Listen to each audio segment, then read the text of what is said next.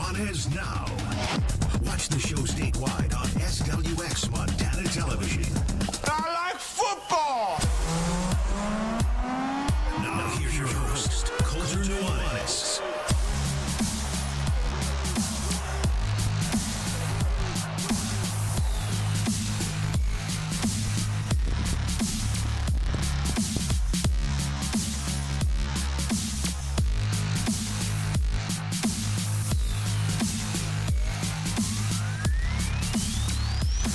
Well, the sun is shining. It feels like summer, and they got all their outdoor gear stuff on display here as we come to you live from Catch One Pod. Welcome in, everybody. 102.9 ESPN Radio, SWX Montana Television, and the ESPN MT app. Coulter Nuanez coming to you through the Grizzly Disposal Studio at the Missoula Broadcasting Company. We're coming to you live from Catch One Pod, the premier pawn shop in western Montana. I got kayaks in front of me. I got mopeds to the left. They got a bunch of stuff here on sale. It's not quite winter. I don't know what happened. It's supposed to be winter here in the middle of February, but it feels like mid-April. So they got a bunch of their stuff on display. Ton to get to here today.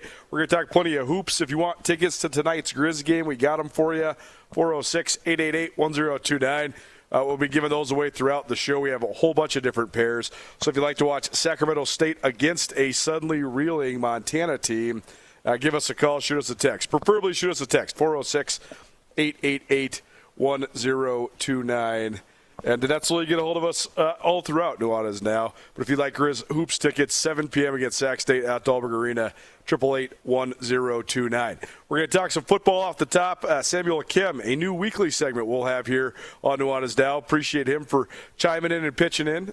Sammy is a former Grizz football player who is now a burgeoning star in the media industry. He and I do a podcast together, but I decided let's start putting this thing on the big channels. Put it on ESPN Radio. So we'll have that for you here right off the top. We're also going to hear from our latest Class C spotlight from Jeff Safford. And this week we go to Chester. Chester Joplin Inverness is top 5 in boys basketball as we head into the divisional round of the tournaments here for Class C. So that's coming up about 4:30. Hour number 2, plenty of basketball talk as well. We'll hear from Jed Miller from Montana State and Kenyon Awayo from Montana, a couple of the better players in the league. Jed Miller, I think, is going to be an all-conference guy. And Owino might be the freshman of the year for the Grizz this year in the Big Sky Conference. So we caught up with both of those guys. So we'll take you around the league in men's hoops. Big one tonight in Missoula. Bigger one in Bozeman with Portland State in town. And the biggest game in the league, actually, in terms of the teams with the most momentum, Eastern Washington, Northern Colorado in Cheney tonight. These are the only 2 hot teams in the league. All the other teams in the top half of the league are reeling all of a sudden. Grizz are on a 3-game losing streak. Cats are on a 2-game losing streak. Portland State lost last week. So everybody's sort of struggling right now.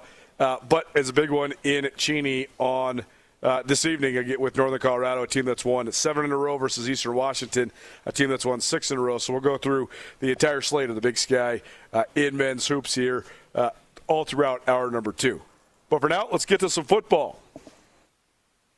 Well, as he would say, back for another one, but this is actually our first one of these. Samuel Kim has been chiming in here on a variety of different platforms. He has his own YouTube channel that's in collaboration with Skyline Sports and also has been contributing on the Big Sky Breakdown. But I wanted him to do a weekly radio segment with us here on ESPN Radio as well. So this is the first one of these, the first of many. For those that don't know, why don't you just introduce yourself, Sammy? You're a former Grizz player. I think people know that. But tell people just about between then and now and then how you sort of forayed into the media world. So my name's Samuel Kim, played for Montana from 2016 to 2021. I got into the media in 2023 after my brief stint in the USFL, which is now the UFL. And it just started to grow from there. A lot of people were interested in using my services, and I realized that this could be a viable outlet to continue to cover the game and talk about the game. And, I haven't got into coaching or anything like that. So this is my way to stay at, when a football player finishes playing, they always usually want to stay attached to some extent. And this was my way to stay attached. So started my own channel that year, and it kind of grew from there, grew a lot of subscribers, and started doing a Kim's analysis, and then I started working with Skyline Sports in 2024, and it's just turned into a whole thing, man. And now it's been amazing. It's been awesome. Well, this will be us talking about the FCS in general and talk about football in the Big Sky Conference, and specifically in the state of Montana, but maybe just a a little bit more of a concise format here on ESPN Yeah. Radio. So we appreciate Sammy for taking some time. We'll play these for you either Wednesdays or Thursdays each week. And we're just going to keep it rolling for as long as there's interest in it. So I appreciate him for taking some time. So today I got 5 big questions for you. There's been a lot of stuff that's gone on. Crazy that the news cycle, if there hadn't been so much crazy news over the last 6 to 8 weeks, we would just be talking about Montana State winning a national championship over and over and over again, which on one hand, great for them, and they probably deserve to get even more coverage, and we will still have plenty of follow-up coverage about that. But on the other hand, there's been all these crazy things that have happened since we were in Nashville covering the title game.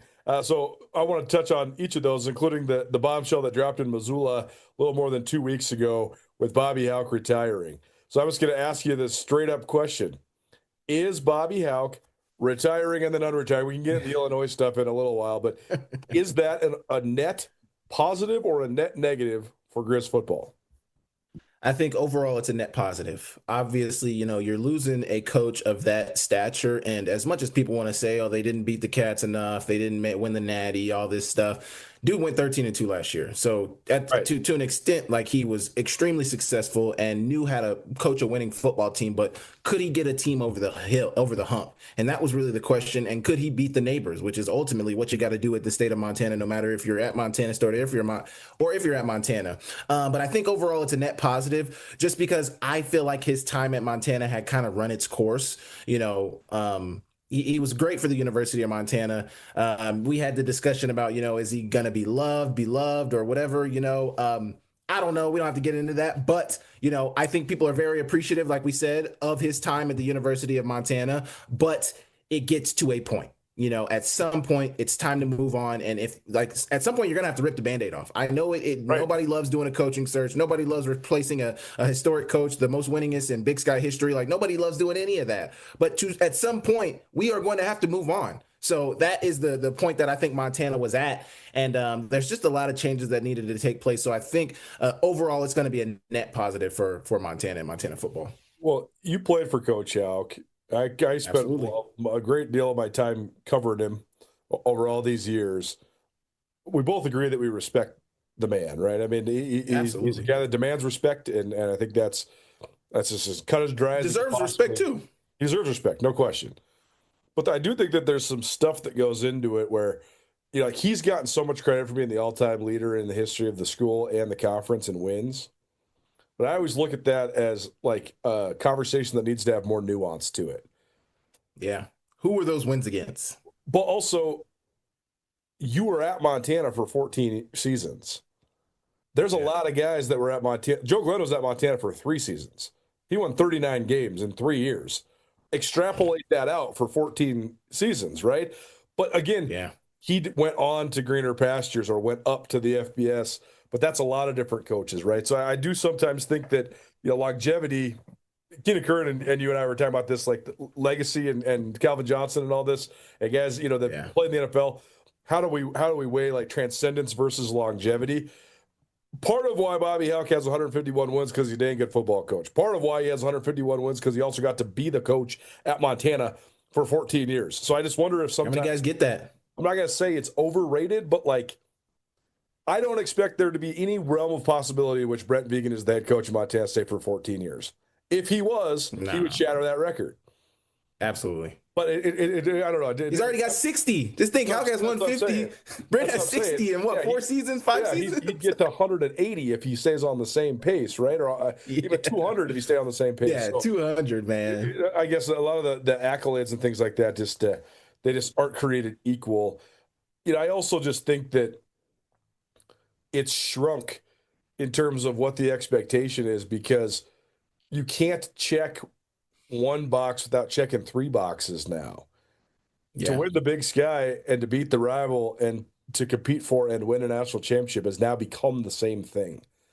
And I know there's been a lot made about like when this departure happened. And on the surface, it seems like leaving on signing day was a bad deal, and that made everybody at the athletic department scramble and all that. I don't know, man. I don't know if I necessarily buy any of that. I think it was going to be a weird and challenging process to move on from somebody that has been at Montana on and off for the better part of 20 years, no matter when it happened.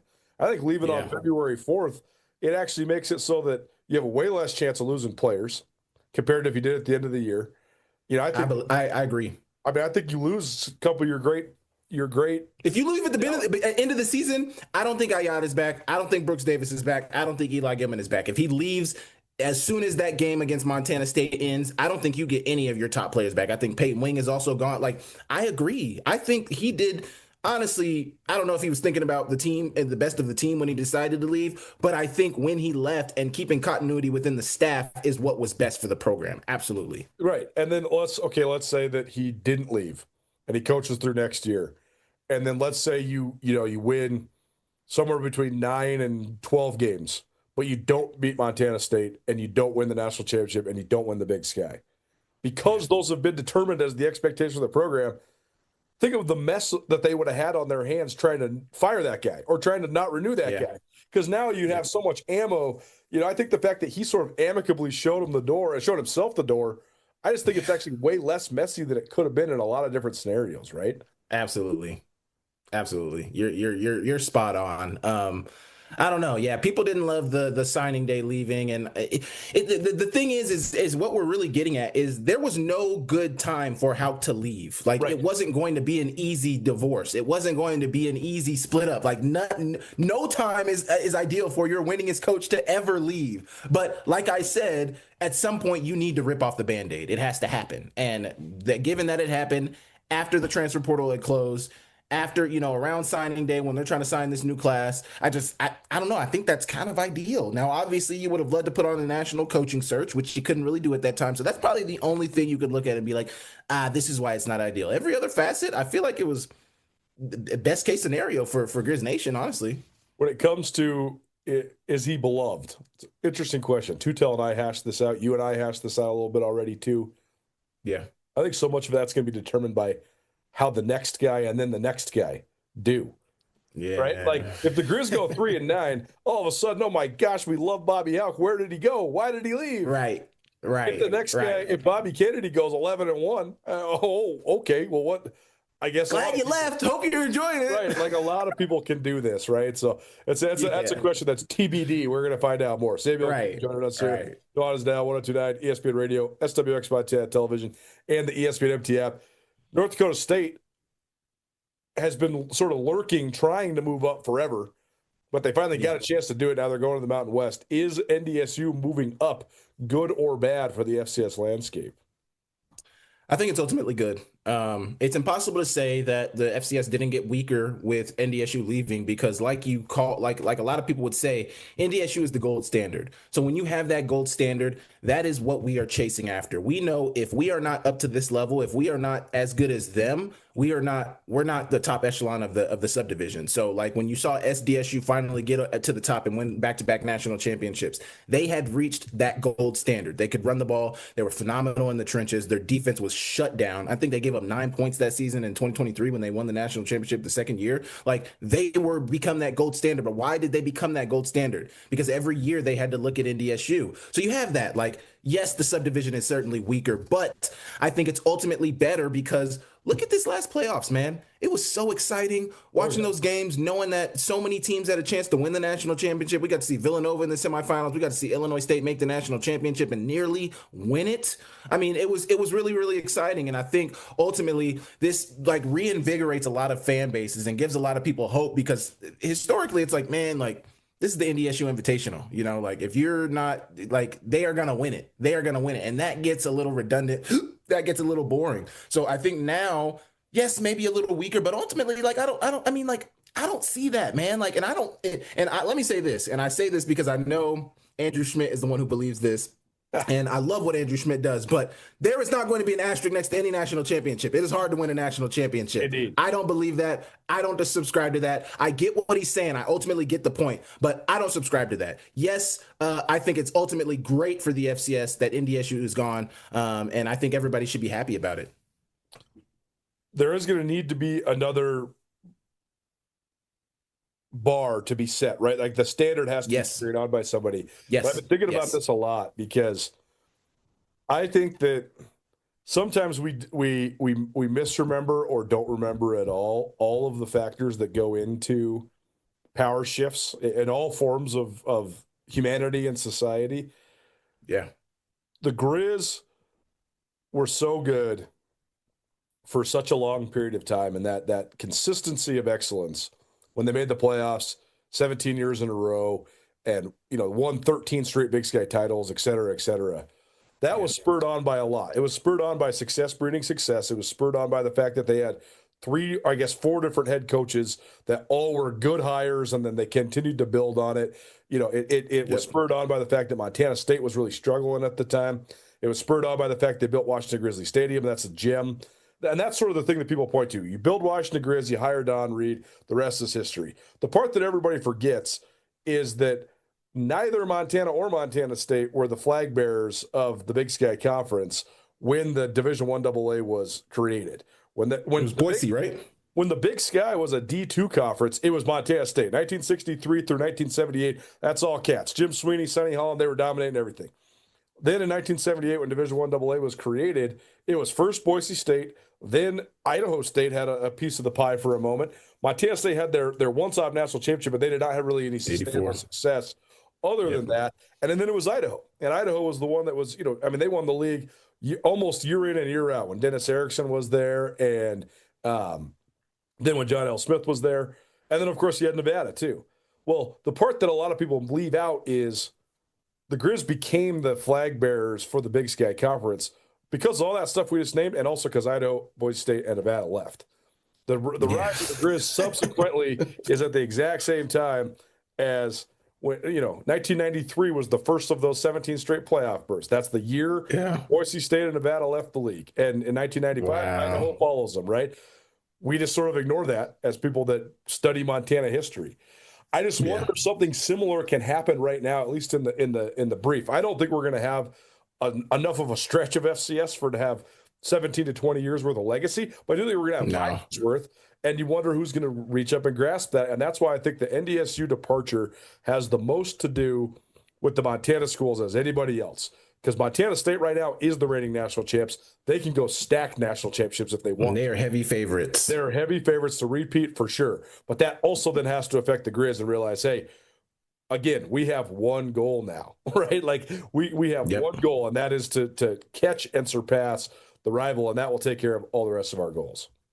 Absolutely. But my final point on that, I think the subdivision is in a great place. I think it's in a great place. But you make a great point though. Like some other teams need to rise up. Like obviously we know Montana State now becomes the standard at the subdivision, and can Montana rise up there? But like there needs to be some other teams, and that's where ultimately where I think you a lot of times also get to the point where it's like a lot of these schools aren't spending money on ball. So who else is going to be able to rise up? I look at UC Davis, I look at Tarleton, I look at, some of the teams on the East Coast of Villanova. Like who else is also going to rise up to try to carry the torch to hold up the subdivision? Because it can't just be Montana State as we go on. Like some other teams have to come up and challenge. Illinois State, obviously Youngstown State, obviously South Dakota State. We cannot forget about them. They're very good as well. But there has to be a level of consistency from a lot of these programs to stay up in that upper echelon so that it continues to be competitive. Do you think some of the other schools in the Missouri Valley, the Dakota schools have been inspired to spend money like North Dakota State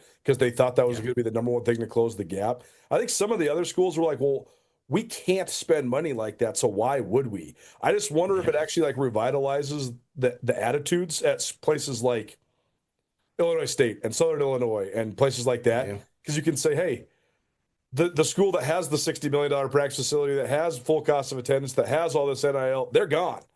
See you later. I just wonder if it actually revitalizes a Youngstown State, for example, and they look and they say, well, heck, we were the ones that were dominating in the 90s. Let's get back to that. Yeah, absolutely. But also, I think you're in a golden period with Youngstown State right now. It's like, if I was Youngstown State, I would be doing everything I can to maximize what I have in Bo Brungard. Like I would be spending, maybe we're not going to continue to spend like this, but for this year, we need to spend everything we possibly can to pack this roster. They just got a new defensive coordinator, which was their biggest problem. Just think about it. They scored 38, 35 in the first half against Yale, only scored a touchdown in the second half and lost by 1, giving up nearly 35, 40 points in the second half against Yale. Like You cannot let that happen. So they got the Mercyhurst head coach to come be their defensive coordinator. We'll see what that does for them. But absolutely, I think some of these other schools in the Missouri Valley, if they can start to spend money, maybe not to the level of NDSU, but if they can start to spend more money and more resources on the football, it certainly can bear fruit. Well, that's the thing. Samuel Kim joining us here on Nuanez Now 102.9 ESPN Radio. I don't think people understand that NDSU is spending. They have an infrastructure that helps them exist like a top 50 football program. So it's just stupid that they've been in the I mean, good for them, I guess. But like when you have what they have, and it's everything. It's the tradition, it's the pageantry, it's the expectation of excellence. But you also have way superior funding to everybody else in the country because of the people that care. You got to be playing at a higher level, man. And I'm actually glad that they're on their way out the door. I think it's a good deal. All right, Montana State comes into next year as the defending national champions. They went 14-2 this last season. That included an 0-2 start. How many games is Montana State going to win next year? Sorry. Let me get their schedule pulled up. I really, I kind of remember after already looking at it throughout the offseason, I don't think they lose more than, if any, one game. So let's look at it. Utah Tech, they're not going to lose that. Butler, they're not going to lose that. Nevada, dare I say, they're not going to lose that. I mean, what's the spread going to be when they play at Nevada? -9.5 for the Cats? -13? Yeah, I was going to say a touchdown. It's at least -7.5, man. It's at least -7.5. It might be -9.5. I don't know, man. I think they're double-digit favorites in Reno. I do. Yeah. Choate won't like that. Oh, he will not like that. I actually wonder if he's I shouldn't say this, but I wonder if they're trying to buy that game out. Like, get out of it? I mean, do you really want to play the defending national champs?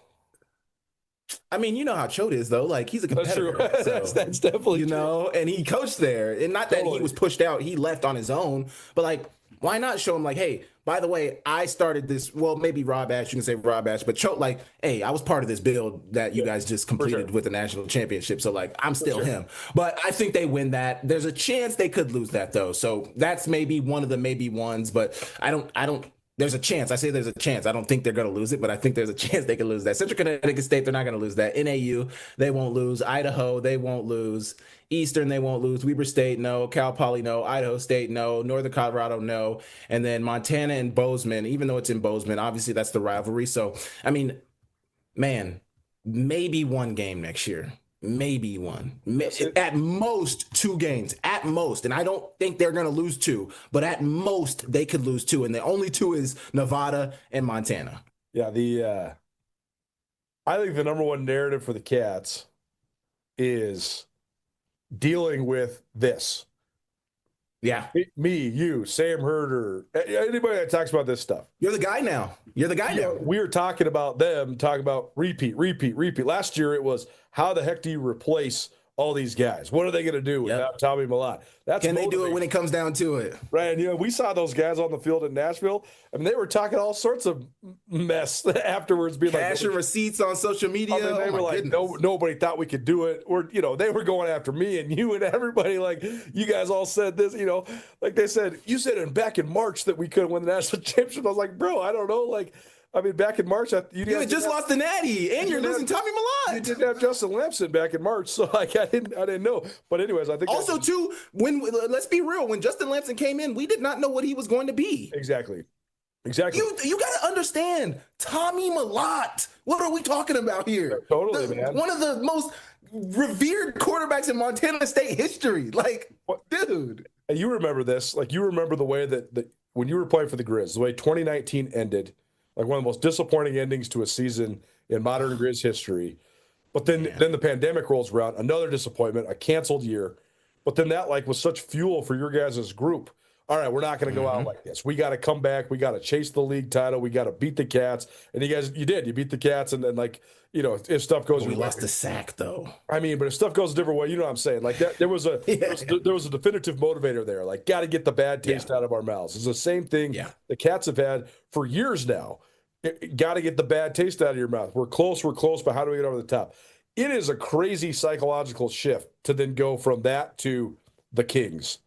And it's the number one thing that I think they're going to have to deal with and mitigate next year. Absolutely. Like, obviously, they're always going to get people's best shot because they're Montana State and because, they're a good football team. But now you're the national champ. Like, I want to beat you. That, like, we will celebrate this game for the next 10 years if we beat you guys after, like, I'm not saying we like Montana or anybody, but just like, say a Cal Poly or like an Idaho. Like, an Idaho, I feel like is going to come, whether they're playing that game in Moscow. Like, you're coming to our house. We want to beat you very, very badly, and we're going to do everything we possibly can to beat you. Like, everybody, you got that target on your back now. Like, we want to beat you. We want to get you. We want to win that game. It matters. It matters way more. Even if it mattered last year, it matters way more now. Back-to-back Big Sky champions. You're the national champion, and now you become the standard at the subdivision. Maybe it's South Dakota State. Maybe it becomes Montana, but right now it's you at the subdivision. So we got to beat you. We got to beat you. But no more than two. Absolutely no more than two, I don't think. Samuel Kim joining us here on Nuanez Now 102.9 ESPN Radio, coming to you through the Grizzly Disposal Studio. Grizzly Disposal at the Missoula Broadcasting Company, locally owned and operated. If you like to make the change to locally owned and operated waste management, call 406-541-7171. Today, Grizzly Disposal, the only Bears that should be in your garbage. Who's the best returning player in the state of Montana this year? Woo! It's Ayat. I'm sorry. To me, it's Cali Ayat. What do you think, man? What do you think sets him apart from Justin Lamson?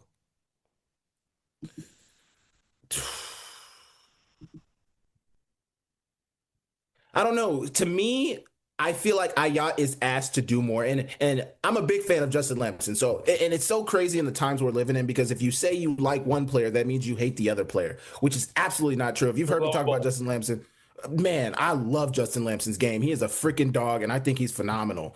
But we all know he is not asked to do as much as Ayat. Now, I was the one who was arguing with Stone Labanowitz when he said that, Justin Lamson is not argued to do much, because the way he made it sound is Justin Lamson is asked to do a lot. But in terms of the volume of passing that Ayat has to do in that offense, I believe that Ayat is the better passer to me. I think Lamson is extremely accurate. I think when the going gets tough, he is going to make plays and he is going to make throws.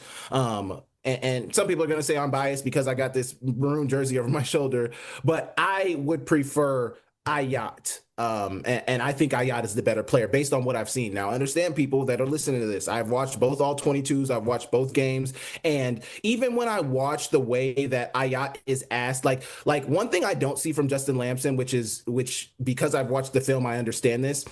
I don't see Justin Lamson doing too much at the line of scrimmage, making too many checks, having to check the protection, having to do that. Like, from my standpoint, it seems like Justin Lamson gets in a play and he's going to run that play. To me, what I see Ayat doing is, if he sees zero blitz, he's going to check the protection and check the play, and he's going to make sure they're in the right position to make a play. And that's kind of what leans me in Ayat's direction. Now, once again, I will say, I'm a huge fan of Justin Lamson's game. I think he is a very good quarterback in FCS football. They do not win the national championship if they don't have Justin Lamson. And honestly, I felt like Justin Lamson brought an aspect to the game that Tommy Mellott could not bring. As good as Tommy Mellott was, Justin Lamson was the difference maker, in my opinion. But if I had to choose who's the best player in Montana right now, I would say Cali Ayat. Yeah, it's interesting, because I've always wondered, because you're right, they do ask Ayat to do more. I always wondered if that's because Lamson has a way better offensive line and has a way better run game. Like, absolutely, they can just run mid zone, and then a lot of pretty. I mean, I love the way that they build their passing concepts on top of each other, because it goes from simplistic to complicated really fast. But I don't think it's complicated for the quarterback, because he's just getting through his reads. And when you can just blow people off the ball and run the ball like that, I think it helps you a lot.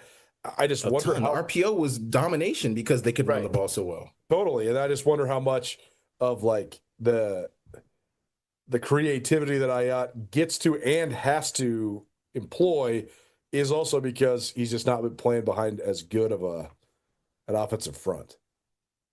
That, but also, you got to understand, I mean, I don't know much about Pete Sturbick. I thought his offense was phenomenal last year. I loved watching that offense. But Coach Pease, I would say, has been around the game a little longer, and I think he's able to give that and put that in Ayat as well, helping him understand what he's seeing at the line of scrimmage. Like, I don't know why, but I just don't see, like, even on the last play of the game, Sturbick drew the play up, but Justin Lamson didn't have to make any checks. We all saw that it was zero coverage, but Justin Lamson didn't make any checks to change the protection or anything like that because, one, he knew I have a really good offensive line. I got one of the best pass blocking, if not the best pass blocking running back in the country in Adam Jones. And then, I know my receivers are going to win. I saw Ayat a ton of times when he notices that he's going to be hot or when he notices that there's going to be pressure. He is going to the line of scrimmage. Not only is he going to change the protection, might slide the line, might pull his tight end in, but also he's going to change the looks on the outside as well. I just don't see Lamson being asked to do that a lot. Now, that's not an indictment against him because if it's not a part of their offense, it's not a part of their offense. But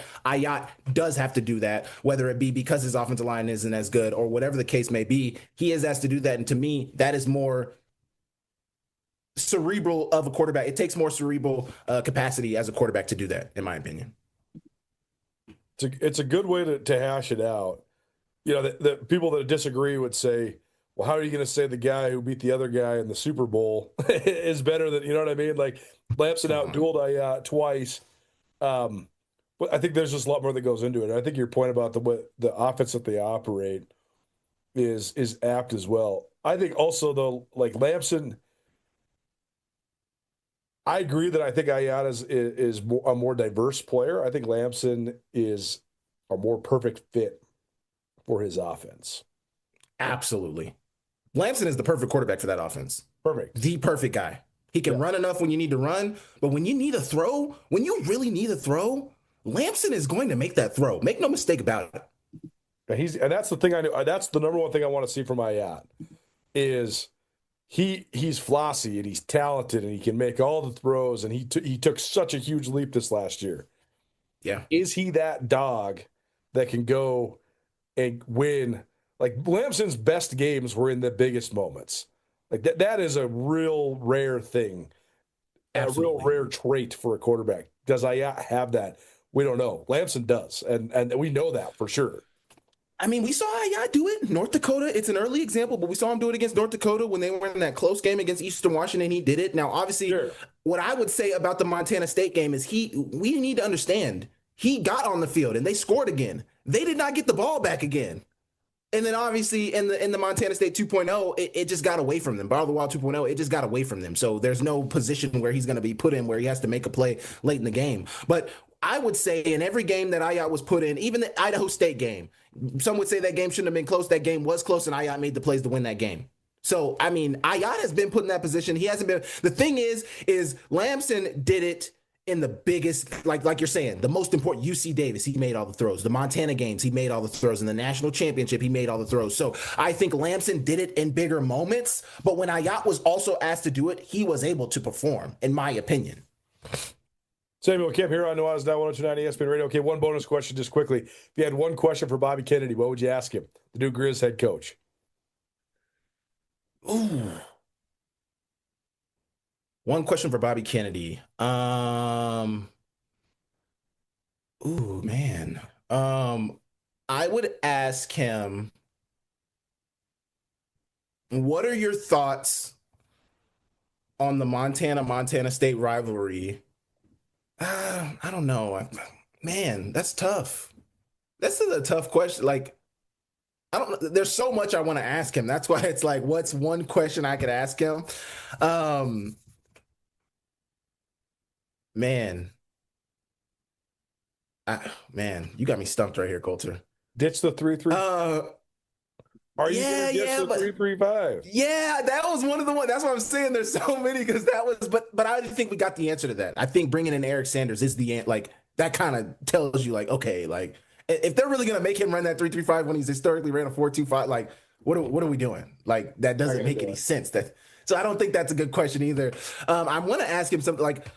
He knows what the rivalry means, but like, how do you ensure what is your plan revolving the rivalry? Like, I want to ask him, like, what is your plan to approach? How are you going to approach dealing with the Cats? Like, are you going to take it to like, hey, we hate those guys? Are you going to take it like it's just another game? Like, how do you plan on dealing with the pressure and the noise around that? Because obviously they're the national champions. They are your neighbor. They are the team that you must beat year in and year out. Like, how do you plan on dealing with that? That would really be my question. And it might be a loaded question to an extent, but I just want to know how he plans to go about that part of this coaching job, you know? Because I think we've seen coaches do it a multitude of ways. Like when you look at Bob Stitt, I think he was more on the friendly side. I don't think he pushed the hate. I think when you talk about Houck definitely does not like the Cats, and that's seen in everything he does. We are not going to stay in Bozeman. We are not going to. We can't even call you see me calling them Bozeman, and I had to get away from that when I got into the media. I was trained to call them Bozeman or Bose Angeles or whatever you call it. I did not call them Montana State. We don't even mention that name when you're playing for Bobby Houck. So how does Bobby Kennedy plan to deal with that? Fascinating. We can hash that out a little bit next week, how you would deal with that or what our theories are behind it, because I do think that there is a certain amount of animosity that is necessary, but I think sometimes absolutely. It goes overboard, and we can get into it because I think there's a lot of details to add to that as well. Samuel Kim, his debut, the first of many here on Nuanez Now 102.9 ESPN Radio, as well as SWX Montana Television and the ESPN MT app. Thanks for doing it, buddy. Good to see you, and we'll talk to you next week, sir. Fun having Sammy on. It's been fun to work alongside him and mentor him at least a little bit, I hope. And he's certainly a rising star in the media business. We're up against it. We're live from Cash One Pond. We'll see you on the other side. Plenty of hoops coming your way throughout the rest of the show. We're going to hear from Chester, the CJI Co-op, one of the top teams in Class C. We're also going to give you more chances to win Grizz basketball tickets. They're at home tonight against Sac State. And we also are going to keep on talking around the world of Big Sky Hoops on the men's side. That's all next. Hoops Heavy. Nuanez Now coming your way. 102.9 ESPN Radio. What do Missoulians do best? They support their local stores. Come support your local pharmacy at Palmer's Drug. Palmer's Drug is a retail and compounding pharmacy that is the alternative to big box chain pharmacies. You can expect short wait times, free medication shipping, and friendly service at Palmer's Drug. Located at 918 Southwest Higgins in Missoula, Palmer's Drug is the most convenient way to get your prescriptions in the Garden City. Come in and discover how they can serve your pharmacy needs. Are you a vacation rental owner in Western Montana? Tired of the hassle but still want to boost your bookings and revenue from your property? Meet Mountain Town VRM. Mountain Town VRM offers property owners a real-time portal with the detailed insights into revenue, expenses, and platform performance. Plus, the ability to block personal dates. Guests benefit from custom digital guidebooks with local tips and house information curated by our Montana-based team to create a more personalized and memorable stay. Let Mountain Town VRM do the work while you enjoy the return. Visit mountaintownvrm.com to see what your property could earn today. Looking for an education that builds strong minds and strong character? At Valley Christian School, we grow academically, socially, and spiritually every day. At Valley Christian School, we compete with heart. We lead with faith. And we play for something bigger than ourselves. Valley Christian School, home of the Eagles. Learn more about Valley Christian School or schedule a tour at valleychristian.org. Valley Christian School, home of the Eagles, driven by faith, united in purpose, one mission for His glory. Missoula Fight fans, get ready. Fusion Fight League returns to the Adams Center March 7th. 15 fights, 5 title fights, and a bare-knuckle feature fight. In the heavyweight main event, Holston's Braden Peterson throws down with Mount Vernon's Juan Figueroa in a clash for the pro heavyweight ranks. Doors open at 5, prelims at 6, and the main card starts at 7. Don't miss the action, Missoula. Reserve your seats now at grizztix.com. This event made possible by Stokes and Montana Moon Rockets. You might be thinking, what's the big deal about a kids menu? Well, once you have kids, you know. It seems like it's getting harder and harder to find kid-friendly meals at affordable prices. At Paradise Falls, the kids menu is not only diverse, it's a total steal. For some of the cheapest prices in town, you can get hamburgers, mac and cheese, and other kid favorites for super low prices. Paradise Falls is a family-friendly restaurant open 7 days a week. Come enjoy a meal with your kiddos in Paradise at Paradise Falls, 3621 Brook Street, Missoula's coolest hotspot. All Nations Health Center is committed to keeping you vibrant and full of energy by supporting your physical, mental, and spiritual health. All Nations Health Center in Missoula offers a variety of services to the Indigenous and non-Indigenous people of Western Montana. All Nations offers primary care doctors, behavioral health services, mental health counseling, and even dental. All Nations currently serves more than 2,000 registered clients who are proud Indigenous people. For more information about how All Nations Health Center can help you, visit allnations.health. ESPN Missoula Sports Center. The final weekend of the regular season for Montana's Big Sky Conference basketball teams begins tonight. Hello, I am Hayden Smith. In Missoula, the Montana men's basketball team will look to snap a 3-game losing streak against the Sacramento State team that has not won a game on the road so far this season. Sac State's high watermark in its first season under head coach Mike Bibby came when the Hornets won 3 games in 6 days, including sweeping Montana and Montana State in Sacramento. Behind 27 points and 5 steals from Prophet Johnson, Sac State raced past Montana 86-79 in the first matchup between the two teams. The Grizz sit at 8-7 in Big Sky play and in a tie for 5th place with Northern Colorado. U of M has lost 6 home games, the most in at least 20 years by a Montana team. Sac is 0-14 on the road this season. In Bozeman, Montana State is hoping to stop its 2-game skid with recently anointed league champion Portland State in town. The Vikings lost their last time out against Eastern Washington, but because the Bobcats and the Grizz also lost that same night, PSU secured at least a share of its first Big Sky title since 2009. Portland State defeated Montana State 63-54 in late January, and the Bobcats sit at 9-6 in league play, tied for second with Eastern Washington. The Lady Grizz are in Sacramento tonight looking to halt a 6-game losing streak. Montana had a 4-game winning streak in mid-January, but has lost every game since to sit at 4-11 in league play.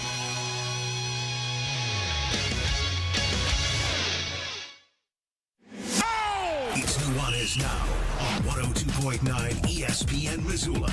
Watch the show statewide on SWX Montana Television.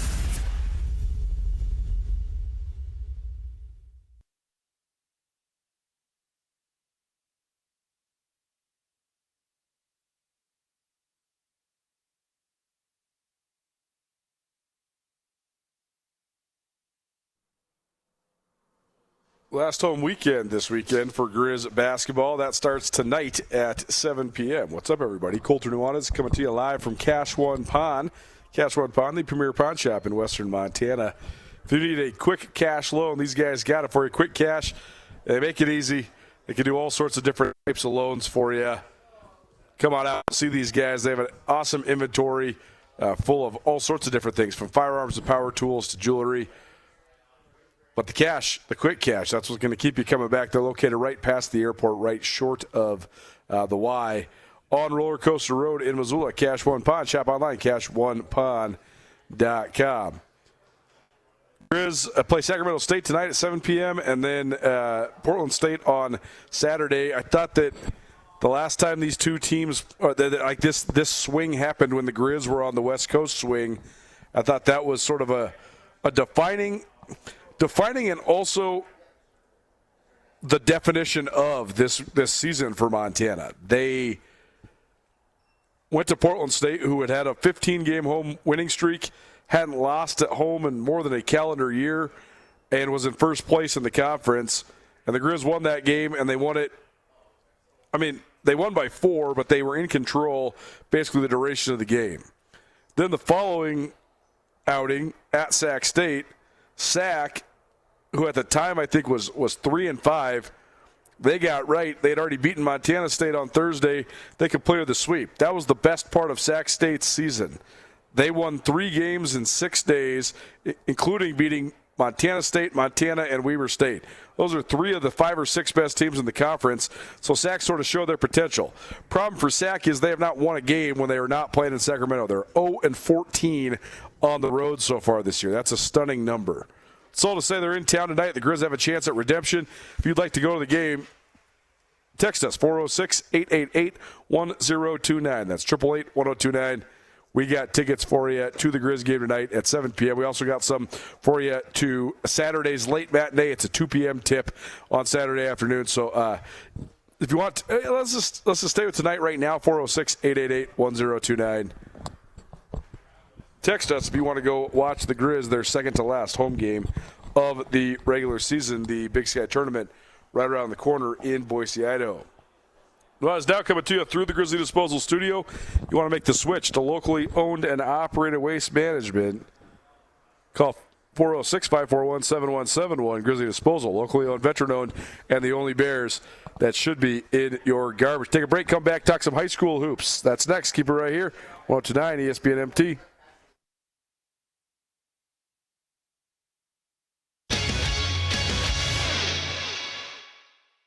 Cold weather cravings? The Montana Club has got you covered with scratch-made comfort food to match every craving. From perfectly grilled steaks to satisfying salads, they're ready to handle your hunger. So grab a table with a reservation or keep it casual and order delivery straight to your door. Great food made easy.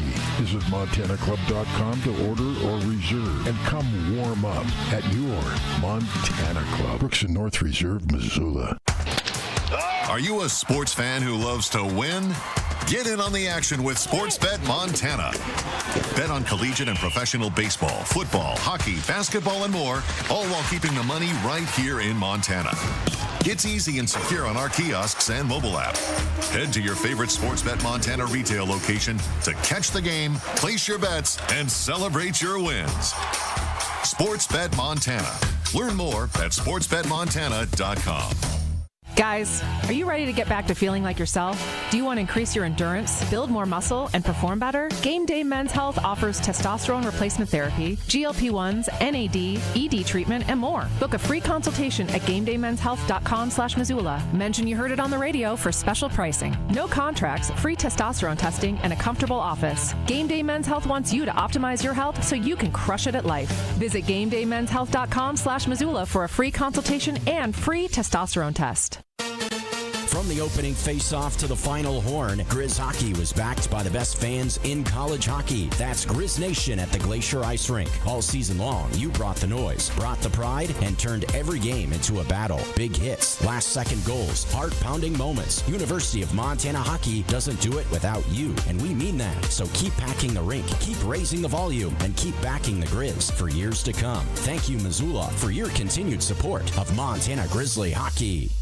Canby Tap House is well known for having one of the best and biggest selections of tap beers anywhere in Montana. Did you know that Canby Tap House also has wine on tap? Wine on Tap gives Canby the ability to offer unique varieties of wines from all over the world at a good price point, and it's guaranteed to be fresh. Canby Tap House and Coffee has become a Missoula favorite. Swing in to see why. Canby has delicious food, an array of beverage options, and fresh wine on tap. Canby Tap House, located on Higgins across from Dornblazer Field in Missoula. If you're in search of a trading card of your favorite player, or if your kids are, swing into Zootown Sports Cards. If there's a card of a player you're searching for, Zootown Sports Cards has the cards. With an almost endless collection of singles and inserts, whatever and whoever you're in the market for, Zootown Sports Cards has it. 1990s NBA stars, Zootown has it. 2000s football players, Zootown has it. And looking through the collection is half of the fun. Come check out all of what Zootown Sports Cards has to offer in the Stevens Center in Missoula. This is Nuanez Now on 102.9 ESPN Radio Missoula.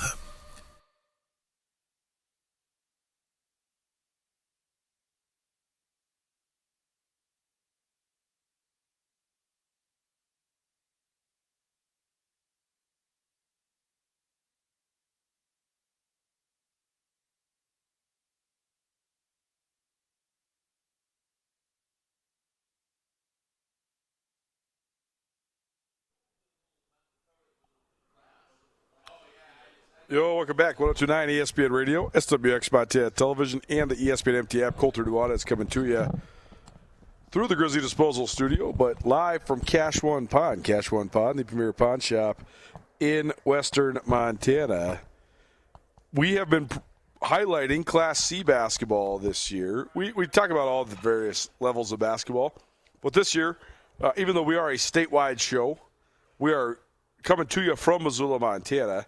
And the Class C state tournaments for boys and girls basketball is coming to the zoo. So we always like to highlight whatever tournament is going to be here just because it's the easiest one for us to be able to highlight during tournament time. Obviously, we can just go down there and cover it. And since we do have a statewide angle, that makes it pretty easy. Class C is also just fascinating because, you know, you got to be good to make it to state, period. But the barrier of entry is so much more simplistic. Like AA is back to doing play-in games. All you got to do is win one game. You're into state. It's obviously a big game. You got to get it done in that game, but it's not as there's not as much margin for, I guess there's maybe less margin for error within that moment, but it's more of an arduous task to get to the state tournament in Class C because you got to get through a district tournament, then a divisional tournament, and then you get to state. And basketball, there's you can just have such a terrible game, right? Like, we haven't seen a college basketball team go undefeated in more than 50 years because it's just easy to have a night where you just don't shoot it well. Great teams have way more good nights than bad nights, but you never know when you're going to have a bad night, so it's just really hard to get to state if you're a Class C team. Right now, on the boys' side of things, we got a couple teams that are cruising, but they haven't lost yet. So I wonder if that actually impacts them in terms of their run here. Scobie's been blowing teams out. They look like the team to beat. St. Regis has been right there. They're also undefeated. But sort of lurking has been Chester, Joplin, Inverness. That is CJI from up on the High Line. Jeff Safford has more. Rolling with more Class C Spotlight here on 102.9 ESPN Radio, the ESPN MT app, SWX Montana. We're going to the boys' side of the Northern Sea, thinking about the High Line. Highway 2, I used to live up in Havre. This little area just west of Havre, Montana. CJI, Chester, Joplin, Inverness, a co-op right there on Highway 2. Their boys' squad, the High Line Hawks, have been enjoying a good amount of success. Coming off a District 10C championship, they're headed to the Northern Sea in Great Falls this week. The head coach of the Highline Hawks, Joe Horrell, is with us here on ESPN Radio. Now, Chester, from where I used to live in Havre, is about 20, 30 miles, if my memory serves me right. And Chester, when I was living up there, had this little shack that served roasted chicken. That was just awesome. Coach, is the chicken still there? The chicken is still here. It's changed hands a bit, but yes, it will be soon. All right. Well, that surely is good news to me, and seemingly good success for the Highline Hawks this weekend as well, coming off a couple of victories at the district tournament, just hammering Power, Dutton, Brady, and Hart Butte. What were some of the big keys to success at districts? You know, the boys started out a little bit slow in both games, but once we settled in, the balanced scoring, hard work, tough defense really paid off for us. And you seemingly have hit your stride in your last 8 or 10. You've actually won your last 8 games played consecutively. What has allowed your team to really get on this stretch of success? You know, it's a good team. You know, Ryland St. John leads us in scoring, but we've got other kids that back him up really well. Cody Staniford, Dane Grammer, Cooper Street. The boys just play really well as a team. You know, they focus on one thing and we try to capitalize on another. So the boys, it's a good bunch and they work together really well. And on that topic, it really has been a team that has been very balanced in terms of scoring. You have 5 players that have averaged 8 points or more. How has your team been able to have that sort of, I guess you could call it, unselfish nature of play? Oh, that describes it all, unselfish. We really don't care who scores. We try to find the hot hand. Someone I forgot to mention was Elijah Sanders. He started out the season a little bit cold, but he's really found his shooting stride. And then we also bring Ryan Ramberg and Levi Nelson off the bench, and they bring in great energy and they have good experience. But the overall team concept the kids have bought into, and they just do a nice job of it.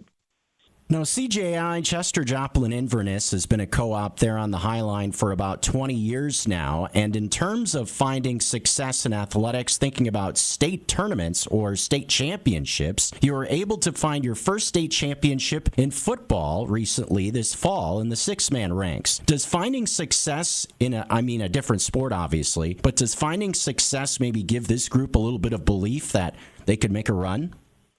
Oh, you betcha. You know, success breeds success, and it just becomes contagious, and the kids expect it. You know, every time we step out on the court, it doesn't matter who we're going to play, they think they can win. And we know that the road ahead of us is tough. Our division is tough. You know, you have Box Elder, you have Belt in our division, Cascade, and you've got to play every game knowing that you can't make a lot of mistakes to advance. And right now, that's all. You're looking one game ahead, and the kids are looking forward to tournament this weekend.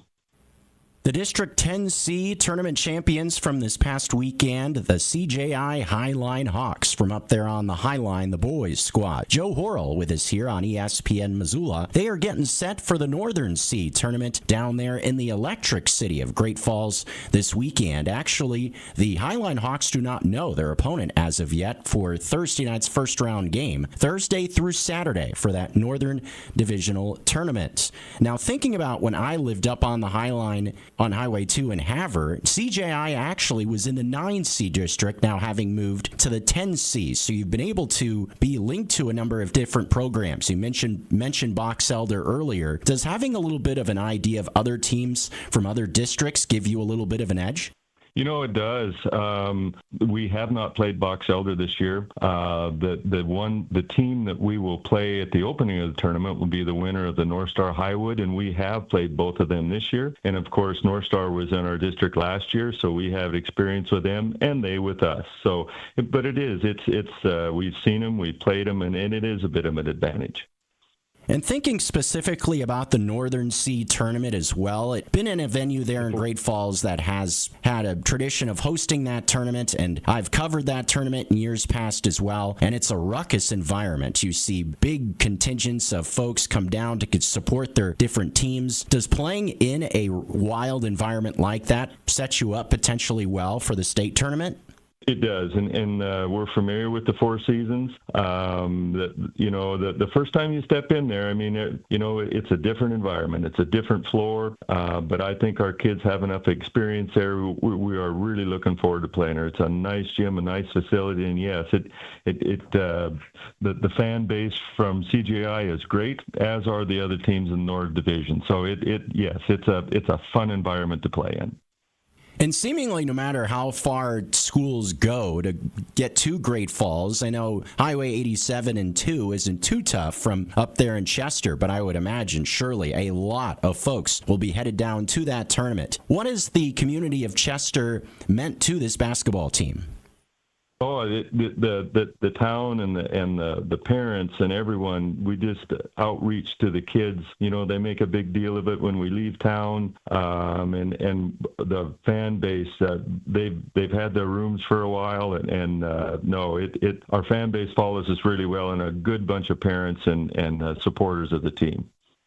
Joe Horrell from CJI, Chester, Joplin, Inverness. Their boys basketball team are headed to the Northern C Divisional Tournament, hoping to punch their ticket to the state tournament here in Zootown. 102.9 ESPN Missoula. Give a couple of questions for Coach Horrell and get him on his way. You do not know who your opponent will be this coming Thursday, but maybe give us an idea of what to expect at that Northern C, and what have you seen from some of the other teams that you expect to be contenders? You know, like I said, we played North Star and we played Highwood. And if a person would look forward to a win, you know, we have played Cascade also. And we have, if you want to look even further out, we have not played Belt, you know, not this year. We saw them last year or 2 years ago at the divisional tournament. It's going to be tough. I mean, moving forward, like I said earlier, you can't make a lot of mistakes, and it's really a big advantage to start each game quickly. So it's going to be a very well-fought tournament, and again, the boys are looking so forward to it.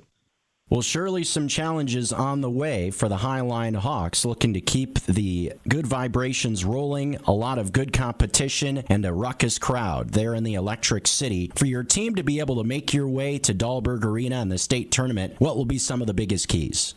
You know, each game we have to defend well. That's something we do quite well.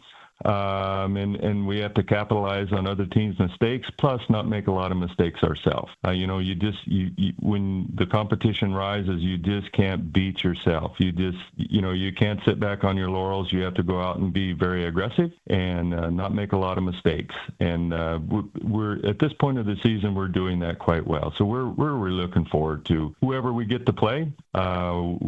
We just look forward to having a good game and giving it our all, and just hopefully we get to advance. The North Sea Divisional Tournament headed to Great Falls, Montana this weekend. Play-in games this evening, recording this on a Wednesday, and then the tournament getting going in earnest Thursday through Saturday, trying to punch tickets to the state basketball tournament right here in Missoula. The head coach of the Highline Hawks boys basketball team, Joe Horrell, with us here on ESPN Missoula. Coach, if I see you up there on the Highline at some point down the road, surely we'll have to get some roasted chicken. We will have to do that. I'm looking forward to it. Thank you very much.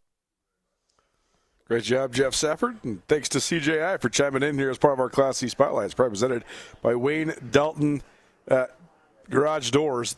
They have factory pricing because they are the factory, so they can certainly help you out. If you're in the market, they can find the best prices for sure because, again, they are the factory. Appreciate them for the continued support of everything that we got going on here at ESPN Radio, but particularly their engagement in high school sports across the state of Montana. Wayne Dalton Sales and Services in Missoula. You can visit online, wayne-dalton.com/Missoula. One of the books, our two coming at you. We'll go around the Big Sky and women's hoop and men's hoops, Also touch on some women's hoops as well. We also have some more Grizz men's basketball tickets for you to tonight's game against Sacramento State. All that in hour number 2. Don't change that dial. Keep it right here, 102.9 ESPN Radio. Red's Bar is a beloved institution in downtown Missoula. Whether you want to watch a game, enjoy a cold beer, spend time with friendly faces, or simply wind down, the welcoming atmosphere and wonderful staff at Red's will make you feel right at home. Red's features 14 HD TVs and 2 full-service bars. Stop by and grab a beer with friends while you watch your favorite team play and check out the extensive collection of awesome sports memorabilia. Red's Bar in downtown Missoula, the friendliest sports bar in town. Hi, I'm Brody Miller, Real Estate Loan Officer with Stockman Bank in Missoula. Having the right team guiding your path to homeownership is important. Experience the power of local banking where decisions are made right here in Montana. At Stockman, we deliver quick turnaround, professional service, building relationships one loan at a time. Stop in, give us a call, or apply online. Experience Montana's brand of banking. We're here to guide you home. Stockman Bank, member FDIC, equal housing lender. The wait is over. Grizzly Disposal is now offering no-sort recycling. No more sorting and dragging it across town. They'll get it right from your house. Cans, cardboard, and plastic all in one bin. Handled by Grizzly Disposal. Visit grizzlydisposal.com to add on recycling to your plan or to switch over to Grizzly Disposal today. Give them a call, 541-7171. That's 541-7171. The best trash removal service in town just got better. Grizzly Disposal, the only bears that should be in your garbage.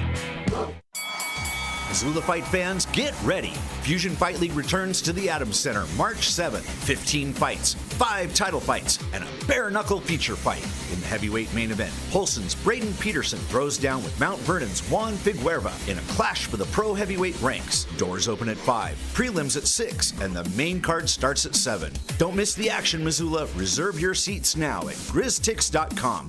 This event made possible by Stokes and Montana Moon Rockets.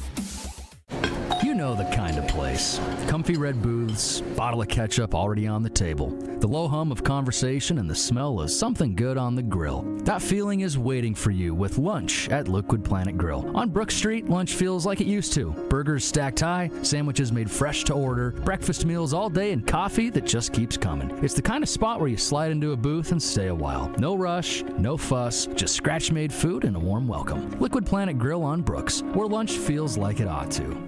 Hey, it's Colter Nuanez from your favorite daily sports talk show, Nuanez Now, and I want to buy you a meal on your birthday at Paradise Falls. If it's your birthday, head on over to Paradise Falls at 3621 Brook Street, and I will buy you a birthday entree. All you have to do is go into the family-friendly Missoula favorite, present your ID, and the entree is on me. Birthday meals courtesy of Nuanez Now at Paradise Falls, a family-friendly restaurant serving breakfast, lunch, and dinner. If it's your birthday, head over to Paradise Falls, Missoula's coolest hotspot. ESPN Radio for Western Montana, KKVU HD3 Stevensville, and 102.9 FM on K275BS Missoula. ESPN Missoula Sports Center. The final weekend of the regular season for Montana's Big Sky Conference basketball teams begins tonight. Hello, I am Hayden Smith. In Missoula, the Montana men's basketball team will look to snap a 3-game losing streak against the Sacramento State team that has not won a game on the road so far this season. Sac State's high watermark in its first season under head coach Mike Bibby came when the Hornets won 3 games in 6 days, including sweeping Montana and Montana State in Sacramento. Behind 27 points and 5 steals from Prophet Johnson, Sac State raced past Montana 86-79 in the first matchup between the two teams. The Grizz sit at 8-7 in Big Sky play and in a tie for 5th place with Northern Colorado. U of M has lost 6 home games, the most in at least 20 years by a Montana team. Sac is 0-14 on the road this season. In Bozeman, Montana State is hoping to stop its 2-game skid with recently anointed league champion Portland State in town. The Vikings lost their last time out against Eastern Washington, but because the Bobcats and the Grizz also lost that same night, PSU secured at least a share of its first Big Sky title since 2009. Portland State defeated Montana State 63-54 in late January, and the Bobcats sit at 9-6 in league play, tied for second with Eastern Washington. The Lady Grizz are in Sacramento tonight looking to halt a 6-game losing streak. Montana had a 4-game winning streak in mid-January, but has lost every game since to sit at 4-11 in league play.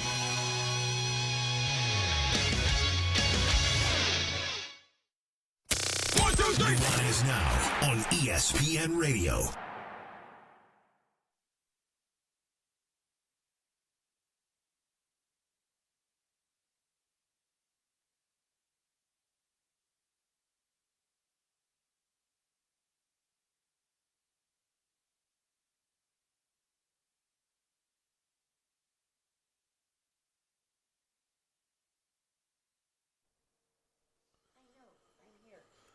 Welcome back, 102.9 ESPN Radio, SWX Montana Television, and the ESPN MT app. Colter Nuanez coming to you from Cash One Pond. Cash One Pond, the premier pawn shop in western Montana. Need quick cash? Come see these guys. They can do it in a variety of different ways, and they can make it quick on you, make it easy on you. Appreciate them for supporting us and for letting us come out here once a month to do the show. Swing on by if you'd like to see the showroom here on Roller Coaster Road, just past the Missoula Airport, just short of the Y, just right outside the Garden City. Missing the first hour of the show, you can always find it on the Nuanez Now podcast, which is available on all your various podcast hosting platforms. Samuel Kim, his debut segment here on Nuanez Now. You heard him on the show before, but now we have an actual segment that we'll do each week, either Wednesdays or Thursdays. So appreciate Sammy for chiming in and fun hearing from him. We also heard from the Chester Joplin Inverness boys basketball team from up there on the Highline. Jeff Safford, our latest Classy Spotlight. And we kept on giving you Grizz tickets. Grizz at home tonight against Sacramento State. You'd like to go, text us, 406-888-1029. That's 888-1029. Text us if you'd like some tickets to tonight's game against Sacramento State. Let's take a look at what's going on around the Big Sky in men's hoop. By the way, that's all available on the podcast. Please rate, review, subscribe, all that good stuff. Appreciate you for doing all that. Let's dive into around the Big Sky in men's hoops. This is usually presented, in, fittingly, by these guys here at Cash One Pond. Here's your slate for this evening. Northern Arizona's in Moscow to take on Idaho. Game of the night, Northern Colorado against Eastern Washington. That one plays out in Cheney. Sac State in Missoula this evening against Montana. At Portland State, the recently crowned, at least Big Sky Conference champions. They are in Bozeman against Montana State. It's been weird the last couple of weeks. I mean, the Big Sky has been sort of wacky all year long. Pretty crazy that 2 teams with 6 league losses, that's Montana State and Eastern Washington, are tied for second place right now. The Grizz sit at 8-7, and they're sort of in a log jam for the 5th spot. The Portland State, they secured the league championship by losing on Saturday because everybody else lost too. Eastern Washington went to Portland State, and they drilled the Vikings 67-55. But because Montana no-showed at Weber State and Montana State got blown out by Idaho State, all of a sudden the Vikings get to at least sort of cut down the nets. So they secured at least a share. The magic number is 1. A Portland State win or a Montana State loss. So basically, if Portland State wins tonight in Bozeman, Vikings will be the outright champions. Now, this has been the biggest topic of debate. What does it all mean? The league went to a neutral site tournament back in 2015-2016. That year was in Reno. And lasted 3 years in Reno. It's been in Boise for 7 now. Well, when this format first started, where the league champion no longer hosted the league tournament, but instead just got the at least sort of most advantageous draw, the number 1 seed endured and made it to the championship game, I think, the first 5 years. That hasn't necessarily been the case in recent years. We've seen multiple teams that weren't the number 1 seed win the Big Sky tournament. The Grizz did it last year as the 2 seed. The Bobcats did it 2 years ago as the 5 seed. Eastern Washington got bounced as the number 1 seed 2 years in a row, including losing to the 10 seed in Sac State a couple years back. So what does the seeding mean? I don't know. Of course you want to hang a banner. You never want to demean a regular season championship. It just doesn't come around that often. It's not that common for anybody, even if you're one of the dominant programs within the scope of the history of the league, like Weber State or like Montana. It still is, a once every 3 to 4 year occurrence at the absolute maximum. But for other schools, it only happens a handful of times over the last 60 to 65 years. So, like Portland State has not won a conference championship, a regular season title, since I was in college. I mean, Ken Bone was the head coach there. Jeremiah Dominguez was on those Portland State teams. Julius Thomas, who went on to play tight end for the Denver Broncos, he was on those teams. But that's a long time ago. I mean, shoot, that's almost 2 decades ago. So this is significant, and it is important for Portland State. The banner itself means something. That has symbolism. What does the 1 seed mean anymore, though? I'm not sure, because the way that the draws are going to work out, I think by the time we get to Boise, I think you're going to see 5 teams that all are sort of on an even playing field. Portland State has been better than everybody else for a couple reasons. One, they have the most returning starters, anchored by Trayvon Minot, who's the reigning defensive player of the year in the conference, and then bolstered by Terry Miller, who might be the MVP of the league so far this year, and then bolstered again by Jalen Henderson, who's one of the top and most experienced point guards in the conference. That experience, combined with a real home court advantage, has helped boost Portland State. The ceiling of the Vikings, though, especially considering the style that they play, is only slightly superior to the next cluster of teams. And that cluster of teams includes Northern Colorado, Eastern Washington, Montana, Montana State, and maybe even Weber State. The fact that Weber State just swept the Montana schools, and they're sitting there right now, right in that same mix in the cluster of the top, let's call it the Portland State's at the top tier, and then the middle tier is all the teams that are between 2nd and 6th place right now. I don't really know how to delineate between all of those teams, because I think the number one factor that they all share is they all have been wildly inconsistent. That has not been great when it comes to the league. It's made it exciting.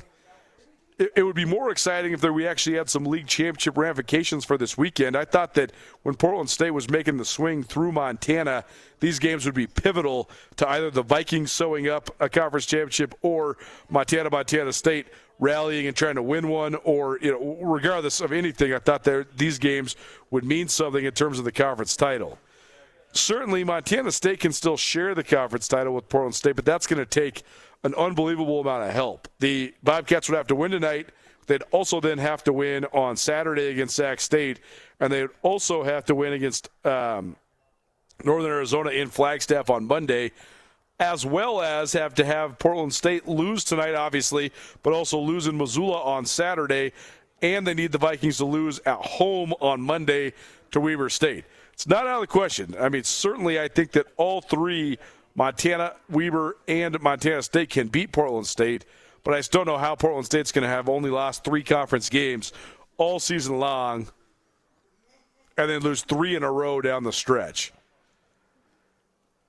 I know that a lot of the analytics point towards this being an okay year in the Big Sky. I just been down on it all year. I just think the talent has diminished greatly. I think also the fact that the Big Sky is somewhere right in the middle of the road when it comes to D1 conferences. Like last analytics I saw, they're sitting there at 16th out of 32 D1 leagues. That's high for the Big Sky. They've been traditionally between 18 and 22 out of the 32 leagues in the country. But I think part of that is actually revelatory for Big Sky Conference, for men's college basketball, period. The filter is filtering up. All the good players are transferring to the Power 4, the Power 5. I guess in basketball it's probably the Power 6. But everybody's trying to play in the Big East or the ACC or the Big 10 or the Pac-12. I guess the revamped Pac-12, the ACC. Whatever conference you want to name. All the best players are transferring to those schools because they all have so much NIL money. So to say the Big Sky is actually better than it usually is in the standing of the rest of the hierarchy, I think that is affirmative and disingenuous at the same time. The league has gotten pilfered, but so many other leagues have gotten pilfered too. Like the leagues that are supposed to be between 7th and 16th, they've all taken a hit, just like the Big Sky is taking a hit. So, I don't know. I hate to be a hater. I hate to be pessimistic about it. The league is just not as good as it has been, but that doesn't mean it's not as competitive. And that's why I was hoping, since it is so jumbled up, since there has been so many teams that are sort of even, since they have been so inconsistent, I was hoping that this last weekend would actually mean something. It could, if Portland State goes on a giant skid and Montana State wins out, to somehow share the league title, or if Eastern Washington does the same thing, they somehow win out and Portland State doesn't win another game. I just don't see Portland State going 0-3 down the stretch. If that were to happen, though, it begins tonight in Bozeman. We caught up with one of Montana State's best players earlier this week. Checking in now with Montana State men's hoops, Jed Miller, senior point guard, joining us now. Jed, thanks for being here. How you doing? Doing good. Thanks for having me. First of all, you got to talk about the ebbs and flows of this conference season. Basically, everybody in the league has gone through it. You guys are sort of coming out of what was a huge win against Montana, but then a tough weekend this last weekend. How do you sort of stay on the straight and narrow and sort of endure all the ebbs and flows within the scope of a conference season, especially when the league is so even like it is this year? Yeah, it's a super competitive conference this year. I mentioned it maybe about a month ago, but there's not really any nights off in this conference. And, you're going to have some win streaks and you're going to start to feel really good. And then the next night you have a game and you lose to someone who you might think that you should have beat. And I think every team in this conference has experienced a night like that. And it's just important to know that it's a long season and, you just want to be playing your best basketball around this time of year and heading into Boise. So we feel good about where we're at, and we're just looking to get some momentum going in these next couple of weeks. Well, Saturday was this last weekend for Idaho State in general was a little crazy because Gus Etchichin has been kind of a guy that's, he's played. Well, he went nuts. He went nuts on Thursday. He went nuts against you guys. Did that surprise you? Or when a guy rises up like that, what are you trying to do to stop it? The first time we played him, he also had a good game. So we kind of knew that was his other big game, right? Yeah. Yeah. So we kind of knew what kind of player he was. But congrats to him because he had a hell of a weekend. And he shot the lights out versus us and versus the Grizz. So he definitely came ready to play. Yeah, for sure. Well, I know you have this last home weekend coming up. So how are you feeling just in terms of playing your last couple guaranteed home games in Bozeman, and what's sort of the mentality of the team going into this last homestand?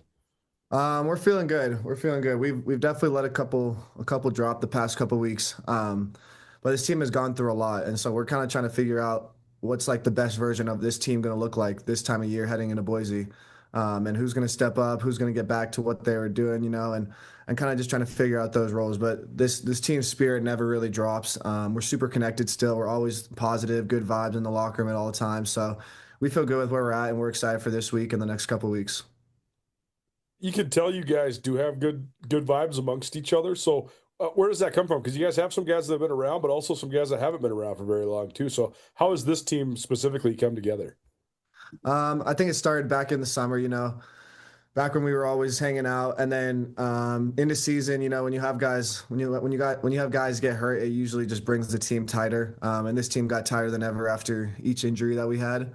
And then also with our coaches, each of them has kind of developed a relationship with all of us. And it just brings us all super together. Every time we're in a road trip, we're stuck in an airport, it's never like quiet hours really for this team. We're always super joyful and just happy to be around each other. Jed Miller, Montana State men's basketball, joining us here on Nuanez Now, ESPN Radio. So how do you sort of focus on the here and now with also knowing the conference tournament is so close? I think it's important to take it game by game. We got a big last 3 games coming up for us. So we're trying not to worry about the seedings too much or what's going to happen in Boise. We're just focused on Thursday's game, then Saturday's game, and then Monday's game. Well, that part's so interesting, right? Is just the fact that the seeding does matter and doesn't matter at the same time, right? Like, obviously, every one of these games matters, but like whoever plays the best in Boise is good. I mean, you guys proved that a couple years ago when you ran the table. You had kind of an up and down, but then you went into the tournament on upswing and then ran the table in the tournament and go back to the big dance. So, is that challenging to sort of keep that sense of belief that it really does come down to who plays the best 3 days in March? Yeah, definitely. And this time of year, I think that's really what the most important thing is. I think the best approach to have is to worry about the game that's in front of you and try and string together as many of those games that are in front of you together and then lead it right into Boise and get some momentum going. When it comes to just the path that you've traveled, now that you can sort of see the light at the end of the tunnel, how do you sort of put that into focus? And what's it been like to get to this point for you at Montana State? Yeah, it's been an amazing journey. It's been awesome. I've been thinking about like the last month or so. I've probably been thinking about just the end of the journey and what it looks like, and everyone always has high hopes for what their end looks like. But for me, it's more just like appreciating how far I've come and appreciating what this team has meant to me and like how special of a journey it's been and what these coaches have done for me. So it's been a really awesome feeling. And this weekend with my last 2 games at the Brick, it'll be a little emotional, but it's going to be exciting. It's going to be a fun weekend. What's been your favorite part about playing at the Brick over these years? I think the support we get from the fans here has really been the most fun for me because you go on the road and all these teams, they're awesome teams and they all have really good fans too. But there's just something about being at home and being in Bozeman and seeing the support that you get from Montana State fans, in the community and at every home game. It's a great feeling. You've been on the ground floor of what's been a lot of transition at Montana State for men's basketball as well. So what's that part been like, just sort of watching the change in leadership from Coach Sprinkle to Coach Logie and navigating it the way you guys have? Yeah, it's been interesting. At first I was a little, like a new coach after my freshman year. Like, what should I do? But, Coach Logie came in and like I mentioned before, we clicked right away and to see kind of what he's done with the program and how he's inserted his philosophy and his values into this program, it made the transition a little bit easier for me and some of the returners. When it comes to just off the court, what's your favorite part about Bozeman? Let's see. My favorite part about Bozeman, we're not necessarily, allowed to go skiing or snowboarding, but sometimes, the team and I will go sledding if there's a big night of snow. Nothing before game days, of course, and no big hills, but we like to enjoy the weather as much as we can, and some nights it's not as cold as others, so get out there and build team chemistry and go sledding a little bit. Was it an adjustment for you coming from California to Montana? And if so, how? Yeah. Definitely was an adjustment. My first couple of weeks when I got here in the summer, I didn't really know anything about Montana summers, but I learned very quickly that it's beautiful here and the weather's probably a little bit better than California, in my opinion, over summer, because it's not too hot here. You could still go outside and you might burn a little, but it doesn't feel like California to me. And then another big culture shock kind of for me coming from California was you're driving on a road and there's a little group of horses over on your left side and then a big flat ground on the right side. And, in California, you don't really see those things very often, at least where I live. So I would say that was a big culture shock for me, but it's been nothing but amazing to move from California to Bozeman. Jed Miller joining us here on Nuanez Now 102.9 ESPN Radio. Tell me about where you're from. What's Agora Hills like? Where is it? Is it by LA or where is it by? Yeah, so Agora Hills is right next to Westlake Village, Calabasas, Thousand Oaks, Simi Valley. It's in that area. Yeah, okay. Yeah. Yeah, it's about a 45-minute drive with no traffic to downtown Los Angeles. But usually there's gonna be some traffic, so you're looking at about hour 20, hour and a half drive to downtown LA. And it's kind of like this, all those like little cities I named. We call it the bubble. And it's a great place to grow up, great place to live. It's super peaceful there. There's a couple, or there's actually a good amount of high schools in that area that are all really competitive. Yeah, it's amazing. I'm super grateful to grow up there. It's about 20 minutes from the beach. It's a good place. Tell me about the high school you went to. Did you go to a high school event, a prep school? Is that right? Yes, Agora High Okay, School for yeah. So 4 years. tell me about that. What was just the transition like? Because I know you had a great high school career. Then what prompted going to the prep school? Yeah, my high school experience at Agora High School, it was amazing. My basketball coach and I had an unbelievable connection, and I actually still have that connection with him to this day. And he's always texting me after games and checking on me. So that part of my high school experience was awesome. Obviously had a great friend group going on at high school, and then went into my prep year at Southern California Academy, and that was I didn't actually do school or anything that year. That was strictly a basketball year, and that was awesome. I was lucky enough to be able to commute to where the gym was, whereas some kids on my team might have had to move from Northern California or honestly move from international outside the country or just across the country. So I was lucky enough that the academy is right next to where I live, about 40-minute drive in Chatsworth. So that was a super fun experience. It was just grinding, playing basketball, multiple hours every single day. It's kind of like Division 1, just minus the school part. So that was super fun and definitely helped me grow my skill set a lot. Do you feel like that was a leg up for you, or like a step up to get to the Division 1 level?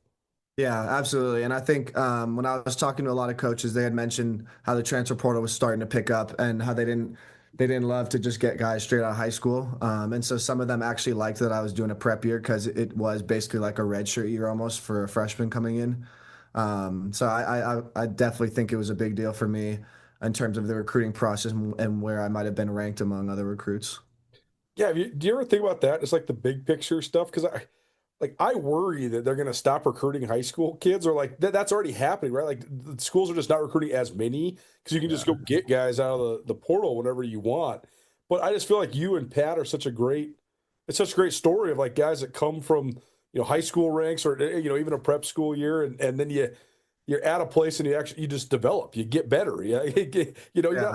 I think a lot of guys think they're supposed to be as good as you possibly can be when you're freshman, but like your track is how it always used to be, right? Like you get to play a little bit, then all of a sudden you have a breakout junior year, great senior year. Do you worry about that like going away? Yeah, I do worry about that for sure. I think a lot of kids nowadays are just so fixated on being the best player right away, like you mentioned, and being the guy that takes 15 shots in the game. And if you're not that guy, then you're not very good at basketball. When the reality is, if you're playing college basketball, like you're a damn good basketball player. And I think that falls behind a lot of kids.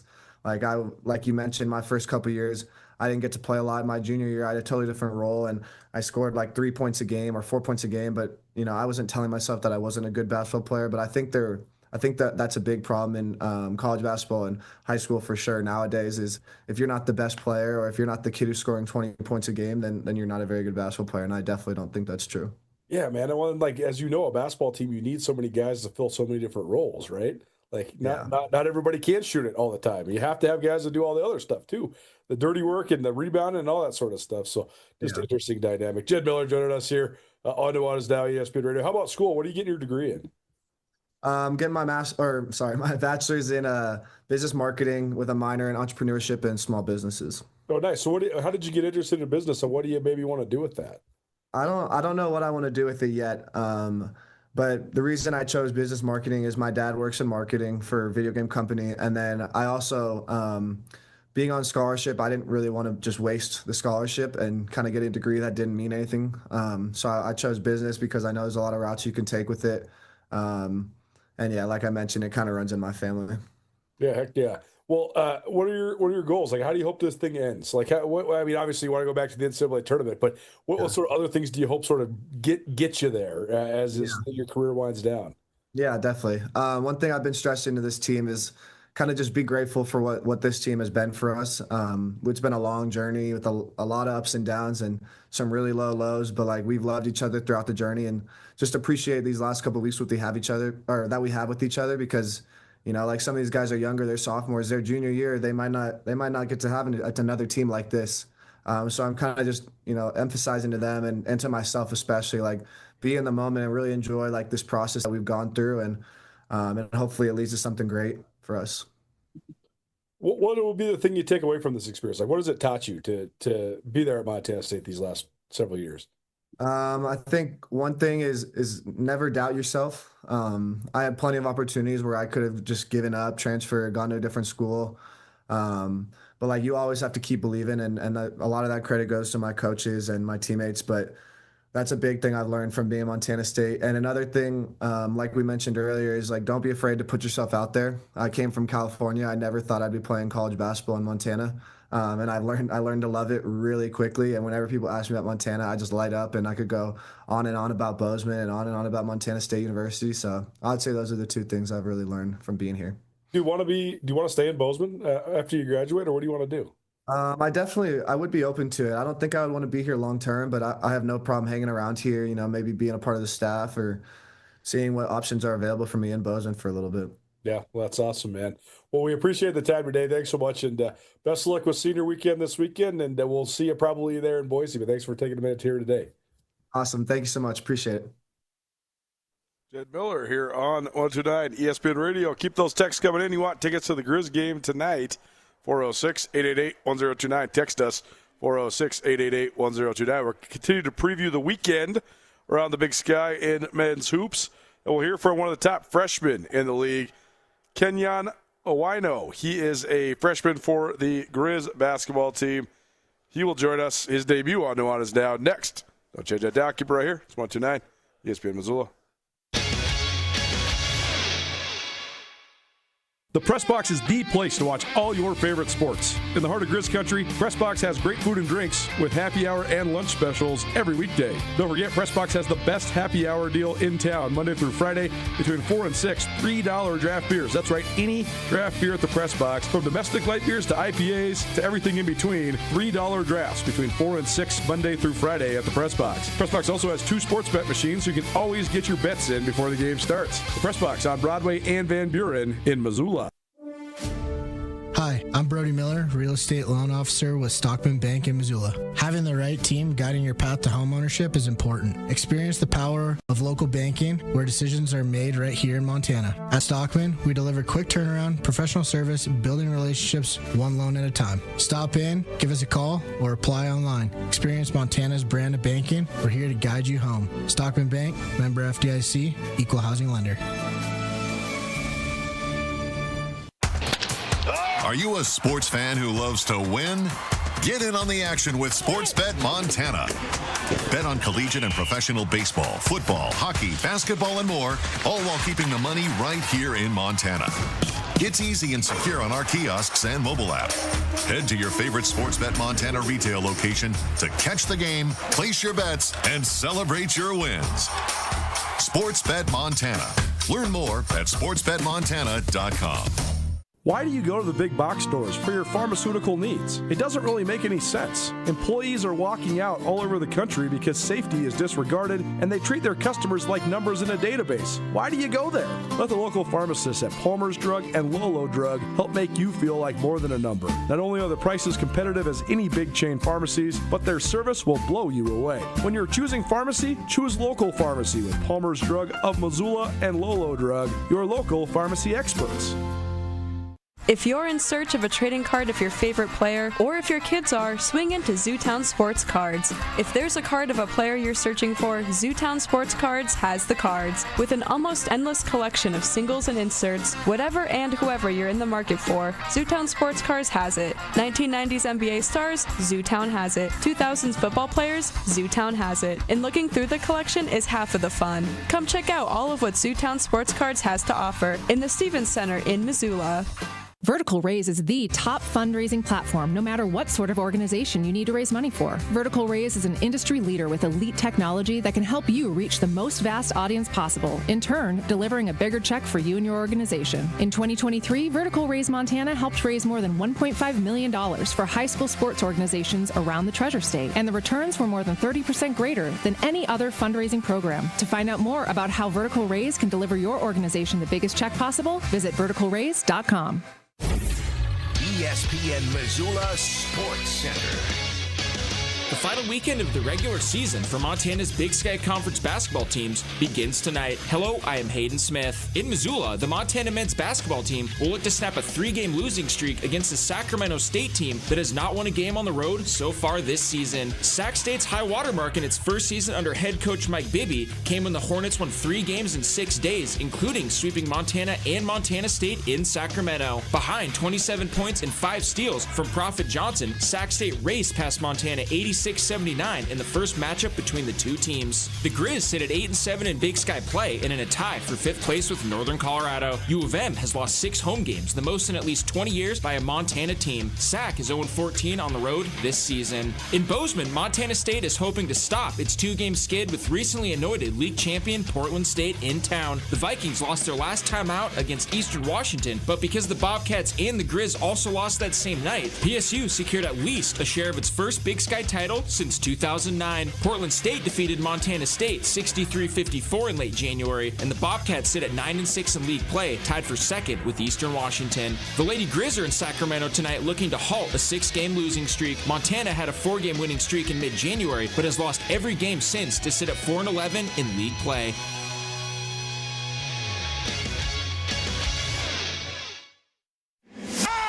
It's Nuanez Now on 102.9 ESPN Missoula. Watch the show statewide on SWX Montana Television.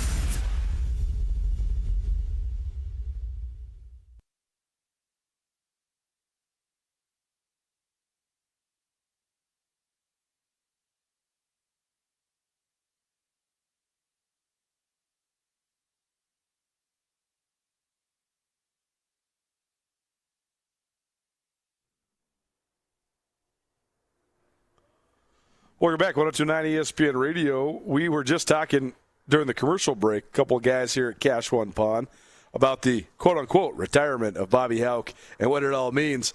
Another man with Grizz ties was sort of, I guess, definitively, but like not right now, relieved of his job today. Wayne Tinkle out as the head coach at Oregon State. But Scott Barnes has asked him, that's the AD at Oregon State, has asked Tinkle to finish the season, and Tinkle is weighing if he wants to do that or not.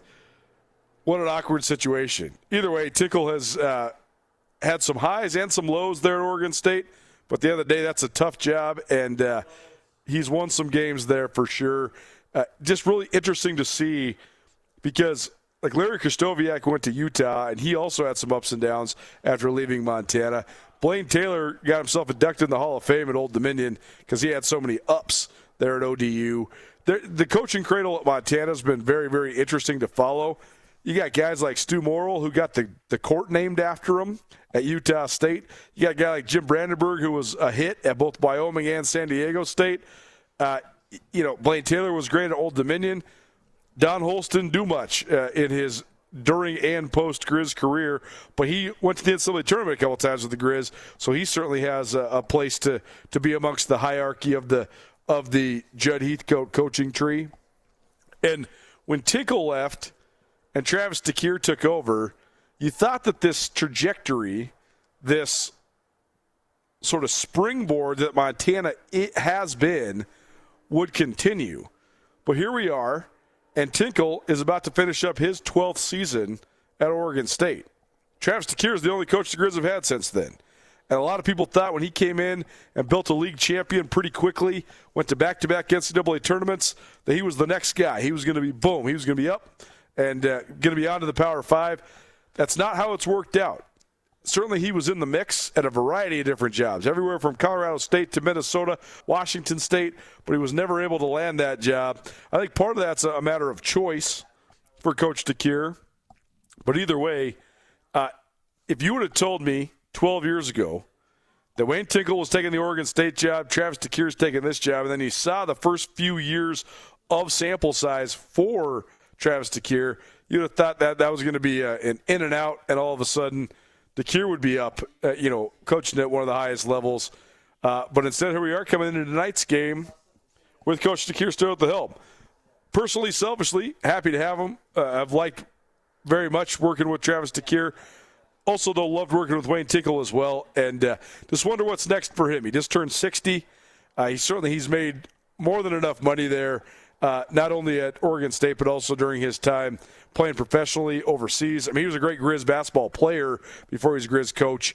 And then he played overseas from 1990 to 2001 in Spain, Italy, Greece, and Sweden.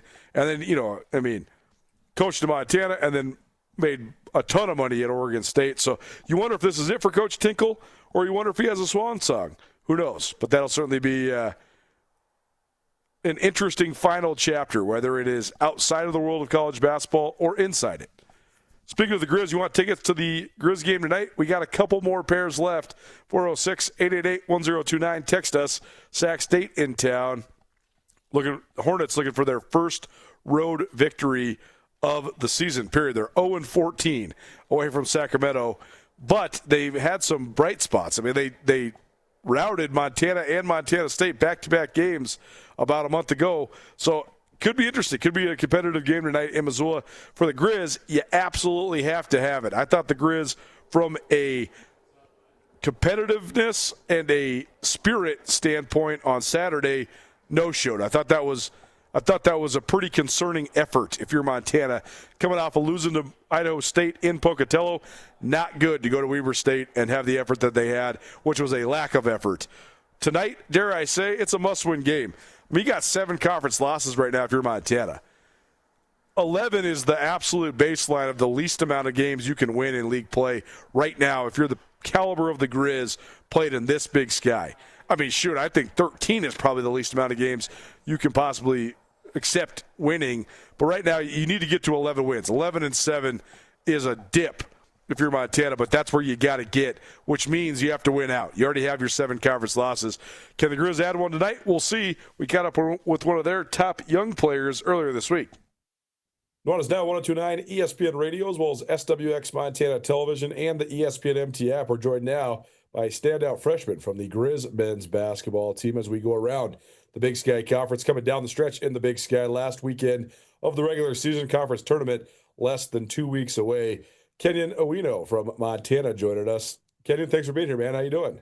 Yes, sir. Pretty good. Thank you for having me. First of all, just tell us about your first year in the Big Sky. What's it been like? Obviously, you were a great player in high school, but what's it been like just transitioning both to just life in Montana, but also playing in the Big Sky Conference? It's been pretty good. I have a lot of people around me, a lot of good coaches, a lot of good teammates. Supporting cast is really good. So it's been a good transition. A lot of learning points throughout the season, and it's just been really good. The city here is super good, super nice. Everyone's loves the Grizz. Everyone's a great supporter. So that's been a really good part of it. What's the biggest difference you notice in Montana compared to New Mexico? Definitely the weather. Definitely the weather, for sure.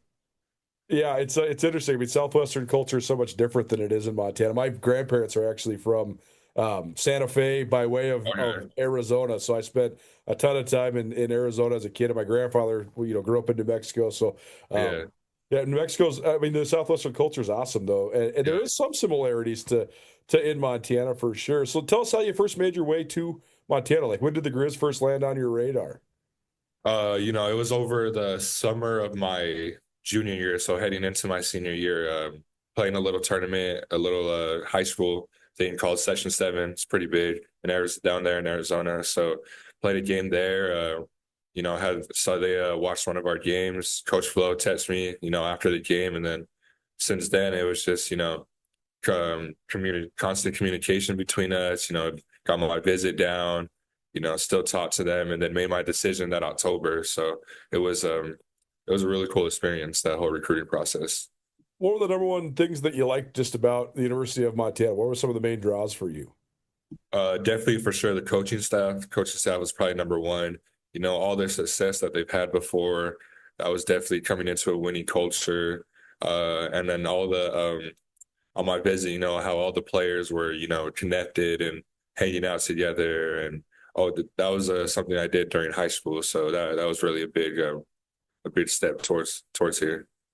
Well, there's been so much winning at the University of Montana in men's basketball. How early on did that sort of sink in for you? That the expectation is to hang banners and win championships. Yeah, definitely right away. It's coming into a program that had just made it to the NCAA tournament, had just won, all these games. So definitely felt like he needed to do that. But it's been really good. So just looking to continue that success. Kenya Nuino joining us here on Nuanez Now 102.9 ESPN Radio, as well as SWX Montana Television. Grizz at home this evening. If you'd like to go check out the Grizz against Sac State, shoot us a text on the station line, 406-888-1029. That's 888-1029. And we have plenty of tickets for you. So let us know if you'd like to go. We can transfer right to your phone. As we listen to this, we're only about an hour and a half from tip. But please let us know if you'd like to go, 406-888-1029. It's been a crazy league this year. Everybody's had ups and downs. Everybody's just kind of been beating up on each other. So where do you think of just where you guys are at? Because you guys have had some high marks, coming off a couple losses this last weekend, but you're back home these next couple. So what do you think it is, the position you guys are in right now as you enter the last weekend of the regular season? Just taking this weekend to try to gain momentum. We know our potential. We've seen the games that we've played, where we looked really good. So just trying to come back to that, and we got a tough last 3 games of the regular season. So just trying to get these games, play as hard as we can, gain momentum, and go make something happen in the conference tournament. Well, I was talking to Coach Cobb last week, and I thought he had a great line. He said he thought that the ceiling of this team is as high as anybody in the conference. You guys just need to figure out how to get to that ceiling on a consistent level. When you guys are playing at your best, though, what do you think's going well for the Grizz? We're all just, flying around, playing super hard, having each other's backs, but really it just comes down to, the playing hard part, just playing as hard as we can. That's when we're really at our best. We've seen it in the past games where we're flying around, diving on the floor, doing all this stuff. So, putting it together consistently is the biggest thing. So that's really the big part of it. I wanted to ask you about Tajon Sawyer, because I think that he's an interesting story as a guy that, he came in from junior college, was sort of a developmental guy, but now here he is. He's one of the best players in the conference, and he's one of your guys' senior leaders. So as a guy that plays in the front court with him, what have you learned from him as an upperclassman? I've learned a lot, since literally the first day of summer. He's been, telling me little tricks, do this, do that, so it's really been a great learning experience from him, and I'm still learning from him. He's still teaching me, different moves, different stuff. He's being a great leader on the court. So it's been a great upperclassman for me to have, for sure. Well, been cool to watch just the way that he's evolved and lead, certainly. Sac State was an up and down game last time you guys played down there. What do you remember about that game, and what do you hope goes differently tonight? Just playing more together tonight, playing as one. Playing super hard, and just try to limit our turnovers, of course, but just the biggest thing from here on now is probably just playing as hard as we can, every night, laying it all out on the floor. We're ready here at the end of the season now coming up, so like I said, just trying to gain that momentum going into the tournament is our biggest priority. Well, Sac State's backcourt super talented, so what's the preparation like in trying to slow those guys down? Obviously, you guys have some great guards as well. So what do you think of just that battle coming into tonight? Yeah, just not leaving them on the island. We can't not beating them just one-on-one. Having our whole team loading up on them. Beating them as a team, really defending them as a team, defending them as a unit. All 5 guys, taking responsibility for them. What's it going to take for you guys to make a run down the stretch here through the end of the regular season and then into the tournament in Boise? It's going to take consistency is our biggest thing. I feel like that's what's been going on with us. So consistency, the toughness part, discipline part, as long as we, go out and execute, play as hard as we can and feel good about how we played, that'll give us all the momentum. Well, should be fun to watch you guys coming down the stretch. And again, if you like tickets tonight, we'll give you one more chance. 406-888-1029. We got tickets to tonight's Grizz game against Sac State. Text us, and we can text them right to your phone, 406-888-1029. Kenyon, thanks for joining us, man. Good to talk to you. Right. Best of Thank luck you. with the stretch run, and we'll be in touch soon. But thanks so much for being here today. Yeah, thank you for having me. Yes, sir.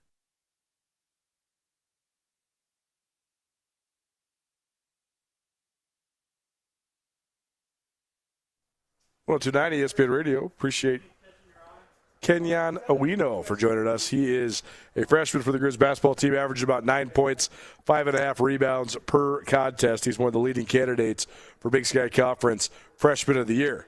Around the Big Sky in men's hoops, live from Cash One Pond, the premier pawn shop in Western Montana. They have an extensive inventory, everything from firearms to power tools to jewelry. Also, if you need a quick cash load, they can help you out here as well. Visit online, Cash One Pond. That's cash1pond.com, or come visit them here at their showroom right past the Missoula Airport, right short of the Y. Cash One Pond, the premier pawn shop in Western Montana. Come back and give you a few more thoughts on the stretch run here in Big Sky Conference basketball. Who's got the most to gain? Who's got the most to lose among the suddenly reeling Division I teams from the state of Montana? That's next. Keep it right here. 129 ESPN Radio. Cold weather cravings? The Montana Club has got you covered with scratch-made comfort food to match every craving. From perfectly grilled steaks to satisfying salads, they're ready to handle your hunger. So grab a table with a reservation or keep it casual and order delivery straight to your door. Great food made easy.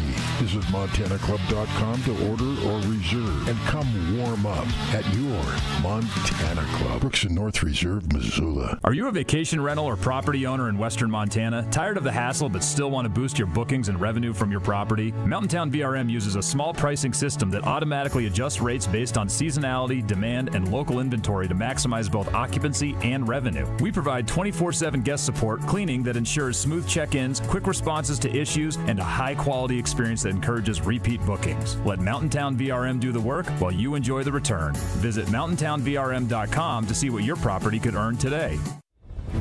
At Valley Christian School, we're taught to compete with integrity, respect, and character. Whether it's in the classroom or the game, we're preparing for life, not just the next season. Valley Christian School is proud to represent Class C athletics. We may be a small school, but we play with big heart, strong faith, and eagle spirit. Learn more about Valley Christian School or schedule a tour at valleychristian.org. Valley Christian School, home of the Eagles, driven by faith, united in purpose, one mission for His glory. Over 20 years ago, Farmer State Bank pledged to fund a $10,000 scholarship in each community where we're located. We've grown, and that promise has grown with us. This year, Farmer State Bank will award 9 $10,000 scholarships to qualifying high school seniors. That's community banking, supporting the people and places we call home. Bank with us, and you're part of this too. Farmer State Bank, your Montana bank since 1907, member FDIC. From the opening face-off to the final horn, Grizz Hockey was backed by the best fans in college hockey. That's Grizz Nation at the Glacier Ice Rink. All season long, you brought the noise, brought the pride, and turned every game into a battle. Big hits, last-second goals, heart-pounding moments. University of Montana Hockey doesn't do it without you, and we mean that. So keep packing the rink, keep raising the volume, and keep backing the Grizz for years to come. Thank you, Missoula, for your continued support of Montana Grizzly Hockey.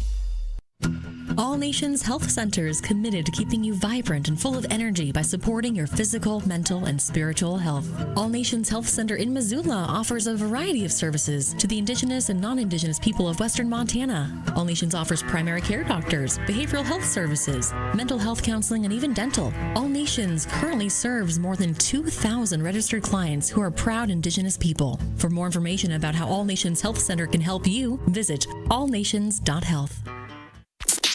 This is Nuanez Now on 102.9 ESPN Radio Missoula.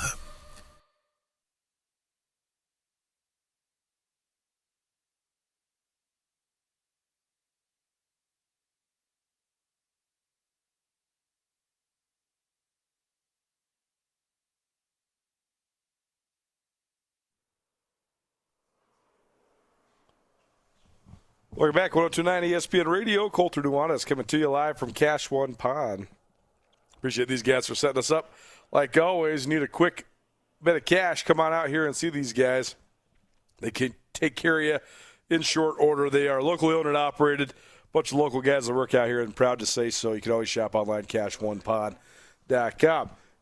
One last chance, 406-888-1029. If you want tickets to tonight's Grizz basketball game, they play Sac State. I'm headed right down to the arena right after we get off the air here. Interesting just to see the way this all plays out. You know, my appearances at basketball games have become a little bit less consistent just because of the accessibility, life circumstances. There's a bunch of different things that go into it, right? But, I'll go down there if it's a big game. Big games are just few and far between these days just because it is so jammed up. Like, each team can beat each team, which makes the league a little bit intriguing. But what is the ramification of the game you're going to? And also the fact that you can just watch it at your house. I mean, I know it's a dynamic that everybody is enduring currently. So it's just an interesting time. That said, I want to see Sac State in action because even though they are a team that struggled, they haven't won a game on the road yet this year. They have some of the best players in the conference. Prophet Johnson was a revelation last time they played Montana. Mikey Williams was a former top 100 recruit coming out of high school. And, of course, they have a longtime NBA veteran in Mike Bibby as their head coach. So if you'd like to join me down there at Dahlberg Arena, text us 406-888-1029. As always, coming to you through the Grizzly Disposal Studio. Grizzly Disposal, locally owned, veteran-owned. The only Bears that should be in your garbage. And if you missed anything in the show today, tons of fun guests for you. Samuel Kim, talking all things FCS. Jeff Safford, talking all things Chester boys basketball. We also went around the Big Sky and men's hoops. Heard from Jed Miller from Montana State. Kenyon Owino from Montana. All of it on the pod, which is available on all your various podcast hosting platforms. Please rate, review, subscribe, all that good stuff. Based on the standard that exists at Montana, as well as the tradition the program has built up over a great, decade after decade of pretty much consistent success for Grizz basketball, tonight is, I would say, a borderline must-win game. You already lost to Sac once. They only have 5 league wins. So you need to figure out a way to get this done, get back at Sac. And again, I don't even think it's about seeding at this point. I do think the Grizz want to make sure they don't play on the first day. That's absolutely number one. You can't be embarrassed enough to have to play on day one of the Big Sky tournament. You got to get that first round bye. I also think it'd be advantageous for you to get somewhere in the top 3, regardless of what the draw might be there. But you already lost 6 home games this year for the Grizz. You can't lose a home again. That can't happen. So I think this is as big of a game, even if Sac has been struggling this year, as we've seen for the Grizz so far this year. Portland State, let the chips fall where they may. Maybe you can disrupt the seating a little bit more if you can beat them on Saturday. But tonight you can't let the Sac come to your house and win. You can't give them their first road win of the year. So I'd say this is a must-win for Montana. That comes down to the backcourt. I think that Montana's touted as a team that's supposed to have one of the best backcourts in the conference. Money Williams was the preseason player of the year in the league. He's been good statistically this year, but it's been up and down in terms of the result when it comes to winning. Prophet Johnson, Mikey Williams, they cooked the Grizz last time these two teams played. So in that matchup, can Montana and can Money Williams and the rest of the crew rise up and take it? In Bozeman, Montana State actually has a chance to keep itself alive for a share of the league title. It's going to take a ton of stuff outside of their control, but the number one thing that's in their control they could take is if they beat Portland State tonight. So we'll certainly have full reactions for you on these games tomorrow. We also have another prep interview courtesy of Jeff Safford highlighting the Frenchtown boys. And we'll hear from Carolyn Chicken Does No Sports. Rajim Seabrook will be kicking it with me intermittently. He's got a big announcement when it comes to women's flag football at the University of Montana as well. We'll see you at 4 p.m. tomorrow. Appreciate Cash One Pond. I appreciate you for listening. Nuanez Now, 102.9 ESPN Radio.